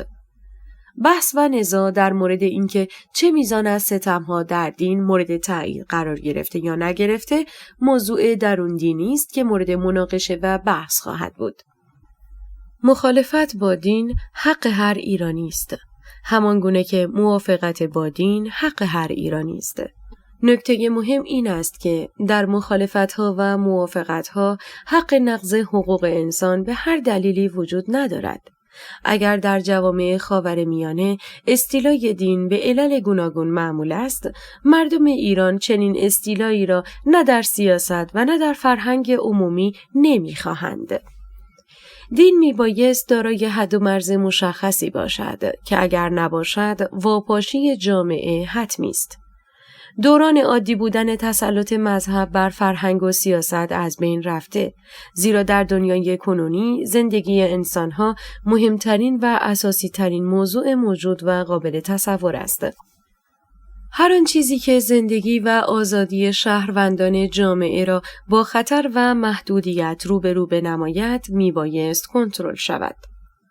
شعار زن زندگی آزادی پیامی روشن و سکولار است که هیچ نسبتی با سنت‌ها و باورهای خشک و انسان‌ستیز ندارد، بلکه موضوعی فرا ایدئولوژیک است. این شعار عبور انسان ایرانی را از تسلط ایدئولوژی‌های غالب فریاد می‌زند. موضوعی که بسیاری از جوامع ایدئولوژی زده حتی در تصورش با مشکل مواجه هستند و گاهی مسیر ضد آن را برمی‌گزینند.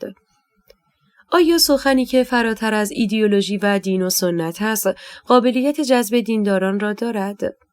جواب این است که بستگی به نوع دیدگاه یک دیندار نسبت به آموزه‌های دین خود دارد.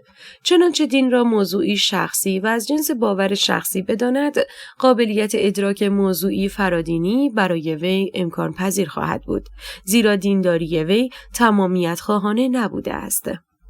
اما اگر دینداری او به شکلی متعصبانه و خشک‌اندیشانه باشد، با سخنی که فرادینی است مخالفت خواهد نمود، زیرا تمام راستی و مطلق حقیقت را نزد دین و مذهب خود می‌جوید. بخش بزرگی از دینداران ایرانی مفاهیم سکولار و غیر ایدئولوژیک را نیز معقول و منطقی می‌دانند. به همین دلیل است که بسیاری از افرادی که باور نسبت به دین داشتند نیز در انقلاب زن زندگی آزادی به صورت فعالانه شرکت و حمایت نمودند. انقلاب و تشکیل جامعه‌ای سکولار میبایست از سوی هر گروه و گرایشی مورد حمایت قرار گیرد، چه دیندار و چه غیر دیندار.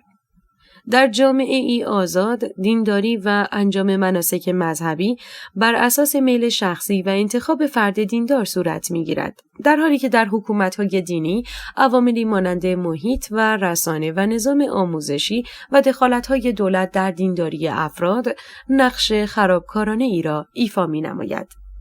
اگر اعتقاد و باورهای دینی برآمده از دخالت‌های دولتی باشد، در واقع نشأت گرفته از اندیشه شخص دیندار نیست، بلکه محصول تبلیغات و تلقین نظام سیاسی است. بنابراین در یک جامعه سکولار، دینداری افراد خالص‌تر و بر اساس انتخاب خود آنان خواهد بود.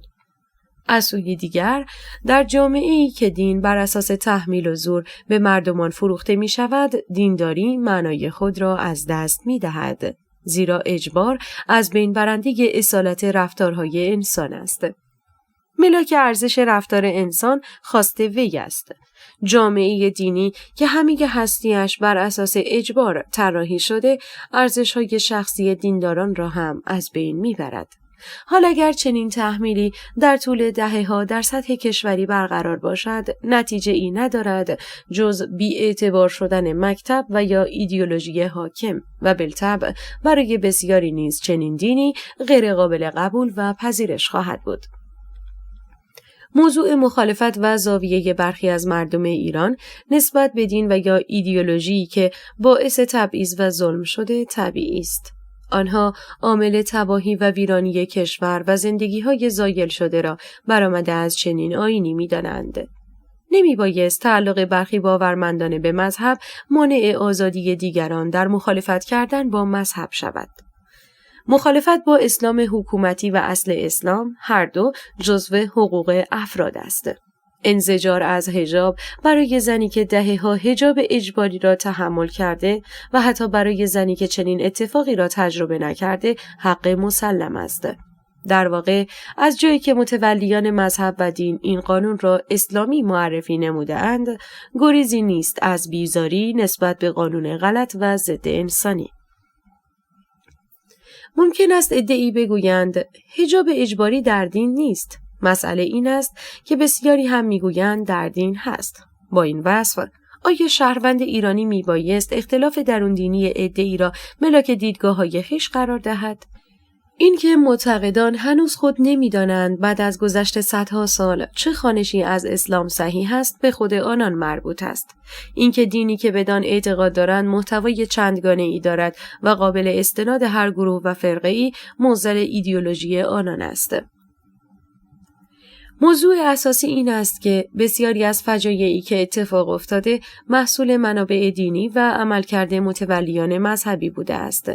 اینکه چه قرائتی اسلام واقعی است و چه برداشتی واقعی نیست به هیچ وجه اهمیتی در مبارزه با حکومت اسلامی ندارد. شهروند ایرانی مواجه با دین حکومتی است که توسط متخصصان همان دین اداره می شود. بنابراین زمانی که انقلاب می نماید علیه ساختار موجود و ایدئولوژی حاکم قیام نموده است، علیه سیستمی که کشور را به قهقرا کشانده، علیه ملا، علیه ساختار سیاسی، علیه اسلام سیاسی، علیه سنت پدرسالار و علیه قوانین موجود، علیه قانون اساسی. در میان چنین انقلاب همه جانبه‌ای برای برخی از باورمندان دغدغه‌های مذهبی برجسته است و با احساسی توأم با ترس نسبت به آینده و انقلاب ایرانیان می‌نگرند. حس ترس یا واهمه‌ای که برخی از افراد مذهبی دارند را تا حدی طبیعی می‌دانم، زیرا موضوعات نو و جدید به معنای خارج شدن از محیط شناخته شده قبلی است که باعث حس عدم امنیت خواهد شد. موضوع پروسه تغییر از سنت به مدرنیته است. تغییر ماهیت ساختار کهنه به سمت ساختار جدید است. تغییرات در بسیاری از مواقع نگران کننده است، به ویژه زمانی که تغییراتی بنیادین به وقوع بپیوندد. از سوی دیگر، اعطای حق آزادی مذهبی به صورت برابر ممکن است برای مسلمانان، به ویژه مسلمانان شیعه، به دلیل داشتن امتیازات ویژه نسبت به بقیه باورمندان غیر معمول و غیر عادی به نظر برسد. اما بعد از حذف حکومت اسلامی این امتیاز ویژه تغییر خواهد یافت و همه برابر در نظر گرفته خواهند شد. هر آیینی که امتیاز و جایگاه ویژه‌ای داشته است، مجبور به ودا با آن خواهد شد و به شکل برابر با دیگر باورها در چارچوب قانون خواهد بود. این که مسلمانان شیعه و اسلام شیعی در اجرای مناسک و عبادات آزاد بوده، ولی قرار است که خداناباوران تا بهائی‌ها مانند وی از آزادی و حمایت حقوقی برخوردار باشند، برای برخی از دینداران ایجاد ترس می‌نماید که تا جایی قابل درک است. ولی اگر علت واهمه میل به حذف حقوق دیگران و مطالبه حمایت‌های فراقانونی همیشگی باشد، مورد قبول و پذیرش نیست. زیرا تبعیض مذهبی و عقیدتی جایی در ایران آزاد و سکولار نخواهد داشت. یکی از علل ریشه‌ای ترس دغدغه‌مندان مذهبی داشتن تصور غیر شفاف و درکی نادرست از مفهوم انقلاب ایرانیان است، در حالی که ادامه وجود رژیم اسلامی ترسناک است و نه آزادی و سکولاریسم. در واقع با وجود سیستمی دموکراتیک نسبت به افراد دیندار در اجرای مناسک دینی و فردی مخالفتی صورت نخواهد گرفت و بدون تردید مورد نفرت یا تبعیض نخواهند بود. دین شخصی شهروندان قابل نقد هست اما قابل تعرض نیست. اما چنانچه برخی دین را ابزار رفتار اجتماعی نمایند، مانند بخشی از مسلمانانی که در حال حاضر در انگلستان و فرانسه مانع و ضد جریان دموکراسی هستند، یا آتش به اختیاران مذهبی که در ایران سعی در از بین بردن آزادی‌های دیگران دارند، بدیهی است که میبایست کنترل شوند. در میان ایرانیان مسئله زور و اجبار و دخالت دیگران در شیوه زندگی شخصی به زباله‌دان تاریخ خواهد پیوست. اگر دینداری معتقد به استفاده از اجبار باورهای مذهبی خود باشد، بالطبع با انقلاب ایرانیان اختلاف خواهد داشت. زیرا چنین باورمندی معتقد به اعلامیه جهانی حقوق بشر نیست. او به آزادی دیگران اعتقادی ندارد. چنین شخصی با اصول انقلاب ایرانیان مخالفت دارد. او برابری و امنیت دیگران را نمی‌خواهد. به شکل روشن در چنین موردی مخالفت یک باورمند مذهبی با انقلاب ایرانیان اهمیت بسزایی نخواهد داشت. زیرا اصول انقلاب که آزادی و حقوق بشر و دموکراسی سکولار باشد، قابل معامله و مصالحه نیست. یا ممکن است افراد یا گروه‌هایی موافقت در از بین بردن رژیم داشته باشند، اما در به وجود آوردن دموکراسی سکولار با رعایت موازین حقوق بشر مخالفت نمایند. اساس و ماهیت دولت‌ها نیاز به خنثی بودن نسبت به گرایشات و مذاهب دارد. مذهب رسمی یا گرایشات افراط‌گرایانه بدون هیچ تردیدی منجر به رضایت عمومی نخواهد شد، بلکه مقدمه سرکوب اقلیت‌ها خواهد بود. در حالی که دموکراسی بنابر تعریف تکامل یافته‌تر حفظ حقوق اقلیت هاست. بنابراین مذهب رسمی و امتیازات ویژه مقدمات از همگسیختگی اجتماعی را پدید می آورد. گرایشات افراطی دینی و غیر دینی جایی در انقلاب سکولار و انسان محور ایرانیان نخواهد داشت. انقلاب زن، زندگی، آزادی به صورت مطلق سکولار است. جهت سکولار بودن آن هم باور عمومی مردم ایران بر تفکیک نهاد دین از دولت است که معتقدم بر سکولاریسم فلسفی استوار است که به شکلی طیفی فراگیر در جامعه ایران وجود دارد. در آینده ایران زمین وجود حکومت دینی یا ساختار سیاسی اقتدارگرا مورد پذیرش عمومی نخواهد بود. بنابر اصلی اساسی هیچ چیز مهمتر از جان و زندگی انسانها نیست. از این رو امنیت و ارزش تمام شهروندان فارغ از دیدگاه‌های مذهبی و عقیدتی میبایست مراعات شود. اما هر دیندار و غیر دینداری که تعرض و نقض حقوق بشر را برنامه ریزی نماید و در صدد مقابله با آزادی و امنیت اجتماعی شهروندان باشد، خود را موضوع کنترل قرار داده است. چه رسد که عده‌ای در وضع کنونی حکومتی را با نام دین تشکیل داده اند و همه حقوق مردم را نادیده گرفته اند و ده‌ها سال زندگی مردم را بازیچه اهداف بی‌معنای خویش نمودند. چنین انسان ستیزانی هدف مشروع مبارزه همه جانبه هستند.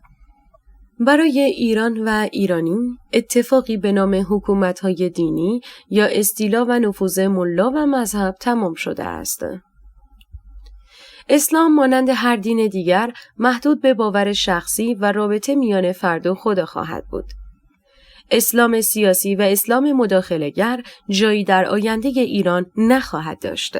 انقلاب ایرانیان با خون بهترین و پاکترین انسان‌های ایرانی متولد شده است و حفاظت از اهداف این مردم از مهمترین وظایف هر ایرانی است. همه ادیان و مذاهب به ویژه اسلام که در کشور به علتهای مختلف دارای نفوذ ویژه‌ای بودند، به واسطه قوانین عادلانه ملتزم به مرزها و محدوده‌های خود خواهند شد. البته که محدودیت نفوذ ایدئولوژی اسلامی بعد از دوره‌ای که آزادی‌های بی‌حد و مرز داشته سخت خواهد بود، اما این اتفاق بدون تردید به وقوع خواهد پیوست. بعد از تجربه ادیان حکومتی به ویژه حکومت اسلامی، مسئله تعیین مرزها برای فعالیت ادیان در حوزه اجتماعی بدیهی به نظر می رسد. همگان به نوعی دانستند که نفوذ ادیان در فضای سیاسی و قانونگذاری چه فجایعی را به بار آورده و می آورد. با چنین رویکردی فهم این که چرا میبایست فعالیت ادیان به ویژه اسلام را در چارچوب تعریف شده‌ای قرار داد واضح است. البته اینکه اسلام را با تأکید و اختصاص اشاره می‌نمایم به 3 دلیل است. 1. ستم تاریخی که مردم ایران از ناحیه ملایان و اسلامگرایان تحمل کرده‌اند. 2. حکومت اسلامی که مردم با آن جنگیدند و چندین دهه کشته و زخمی و زندانی داشته. 3. خطر برآمده از اسلامگرایی را نسبت به دیگر اعتقادات بیشتر می‌دانم. بنابراین منطقی است که خطر بیشتر با دقت چندین برابری همراه باشد. روشن است چنین موضعی نمیبایست مسلمانان سکولار را بیازارد، زیرا آنها نیز از اتفاقات تاریخی که بر مردم ایران رفته است به نوعی آگاه هستند و بی‌تفاوتی عده‌ای نیز نسبت به ظلم و ستم معیار ما برای داوری و قضاوت نیست. مسئله درک ظلم به ایران و ایرانی تنها مربوط به سکولارها یا دگراندیشان نمی شود، بلکه یک دیندار نیز توان درک ستم گسترده تاریخی متولیان دینی علیه مردم خود را دارد. بنابراین او هم واقف به سمت و سوی سخنی که مطرح شد هست. فرد متدین آزادی این که علیه حکومت اسلامی در ستیز است به وضوح مشاهده می نماید حکومتی که با محتوای دینی است چه تأثیر غیرقابل باوری را بر زیست و زندگی مردم داشته است. بنابراین موضع گیری متناسب با اتفاقات روی داده و خطرات احتمالی آتی را درک می نمایند. اسلامگرایی و اسلامگرایان حکومتی موظف و مسئول رخدادها و وقایع جاری در ایران هستند. رفتار آنها عملی نبوده که انجام شده باشد و به فراموشی سپرده شود. رفتاری بوده که شده و می شود و نتایجی هم داشته و خواهد داشته. منطقی است که شیرینی مسند نشینی به شکلی نامشروع و قلدری و قدرت نتایج تلخی در مقام پاسخگویی و ضعف خواهد داشته. این به معنای تبعیض و یکسوی اندیشیدن علیه دینی خاص نیست. این به معنای عدالت ورزی نظری است. زیرا پروتستان‌ها و مسیحیان ایران و ایرانی را به گروگان نگرفتند، بلکه مسلمانان شیعی و اسلامگرایان چنین کردند. در نتیجه واکنش من و دیگری به اسلامگرایی شیعی غیر از واکنش ما نسبت به مسیحیت پروتستانی یا ارتدوکس خواهد بود. اگر عکس العمل یا واکنشی که نسبت به اسلامگرایی شیعه داریم همانی باشد که با مسیحیت پروتستانی داریم، نشانی از ناآگاهی و بی‌انصافی اخلاقی است. همان گونه که واکنش اروپا در مقطع رنسانس نسبت به اسلامگرایی نبود، بلکه نسبت به کلیسای کاتولیک بود. زیرا کشیشان و منابع مذهبی مسیحیت کاتولیک عامل سرکوب و مشروعیت بخشی پادشاهان و چپاول املاک مردمان اروپا بودند. در واقع هر ایده‌ای مسئولیت اجرای محتوایش را دارد. نتایج مفید و مضر هر ایده‌ای تعیین کننده نحوه واکنش‌ها خواهند بود. اگر دین و آیینی خودخواهانه و فرصت طلبانه زندگی جمعی انسانها را با محتوای درونش کنترل نمود، میبایست پیامدهای چنین تصمیمی را پذیرا باشد، نه اینکه در مواقع پاسخگویی و مسئولیت پذیری شانه خالی نماید و به دنبال بهانه‌ها و توجیهات باشد. ترکیب دین و حکومت در طول تاریخ همواره باعث نابرابری و شکاف بیشتر شده است. چنین چیزی نتیجه حتمی دین سیاسی است، زیرا فلسفه و هدف تشکیل دولت‌ها هیچ ارتباط صحیحی با محتوا و هدف ادیان ندارد. بنابراین مرتبط ساختن دو موضوعی که کاملا غیر مرتبط هستند باعث از بین رفتن هر دوی آنها به طور همزمان خواهد شد. تلفیق دین و حکومت باعث موضعی تهاجمی یا غیر دوستانه مردم نسبت به دین حکومتی می شود. ممکن است دینداران در اوایل تشکیل حکومت دینی سرمست قدرتگیری مذهب دلخواه خود باشند، اما آنها در نهایت مواجه با یک قفس خود ساخته می شوند. قفسی که با اختیار خویش ساخته و از خود سلب اختیار کردند. مثال واضح چنین نارضایتی مسلمانانی است که بخشی از جمعیت ایرانیان را تشکیل می‌دادند. در اوایل پایه‌گذاری حکومت اسلامی در ایران، بسیاری از افرادی که معتقد به دین و مذهب بودند، از چنین اتفاقی اظهار شادمانی و مسرت می‌نمودند. سرخوش قدرتگیری دین بودند، اما چنین سرمستی با سرعت تبدیل به سرشکستگی و ناخرسندی شد و حتی بخش بزرگی از دینداران پی به اشتباه خود بردند. آنها خیال می کردند اگر دین در حکومت باشد وضعیت مناسب تر خواهد بود و مردمان بیشتری به سوی خدا و معنویت گرایش پیدا خواهند کرد. این همان نقطه ای بود که آنها از انصاف و عدالت خارج شدند، زیرا توسعه و گسترش اسلامگرایی را به وسیله کنترل و سوء استفاده از منابع یک سرزمین و به نوعی تجاوز به ذهن کودکان و مردمان جستجو می نمودند. این نادرستکاری فرصت طلبانه نتیجه معکوس داد. نه تنها اسلامگرایی در ایران تقویت نشد، بلکه مردم غیر مذهبی تر شدند. حجاب زنان که به اجبار و اکراه به آنان تحمیل شده بود، کنار گذاشته شد و عده‌ای که معتقد به حجاب بودند، در باورهای خود شک نمودند و ساختمان اعتقادات مذهبی آنان فرو ریخت. مساجد و عبادتگاه‌ها خالی شدند، به شکلی که ابوالقاسم دولابی، نماینده ویژه رئیس جمهور رژیم اسلامی در امور روحانیت اعتراف کرد، از 75,000 مسجد در کشور در به 50,000 مسجد بسته است که فاجعه‌ای است که باید بر آن خون گریست.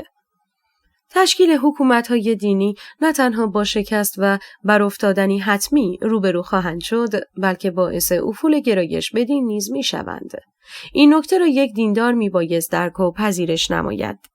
اما از آنجایی که شکل ظاهری قدرتگیری دین برای بسیاری از باورمندان مهم و جذاب است، توجهی به نتایج و پیامدهای چنین انتخابی ندارند، غافل از اینکه دین حکومتی به معنای مسئولیت دین و دینداران در مقابل کمبودها و مشکلات است.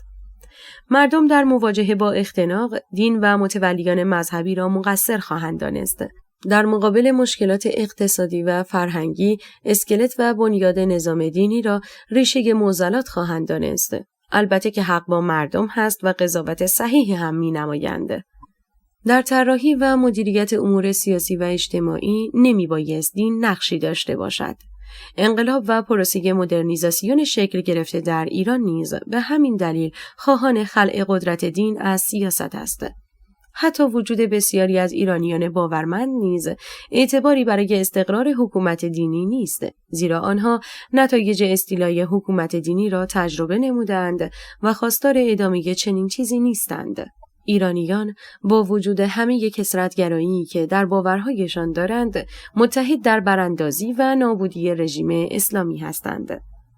البته که تنوع عقیدتی و تفاوت نگرش میان همه مردم جهان نیز امری طبیعی است. جامعه آمریکا و آلمان با وجود تحقق مدرنیته و وجود ساختارهای سکولار، شهروندان دیندار دارند که با حفظ حقوق و آزادی‌ها زندگی دلخواه خویش را دنبال می‌کنند و چنین گرایشاتی لطمه‌ای اساسی به سکولار دموکراسی‌ها نزده است. بنابراین وجود ایرانیان دیندار به هیچ روی به معنای پذیرش اسلام سیاسی و یا دین حکومتی نیست. همچنان که یک مسیحی و یهودی و مسلمان آمریکایی باوری به حکومت مسیحی و یهودی و اسلامی ندارد، بلکه کاملا سکولار می‌اندیشد. بنابراین وجود دینداران سکولار مانع تحقق سکولار دموکراسی نیست. همچنان که ناباوران و غیر مسلمانان نیز مانع رشد و زیست آزادانه دینداران نخواهند بود.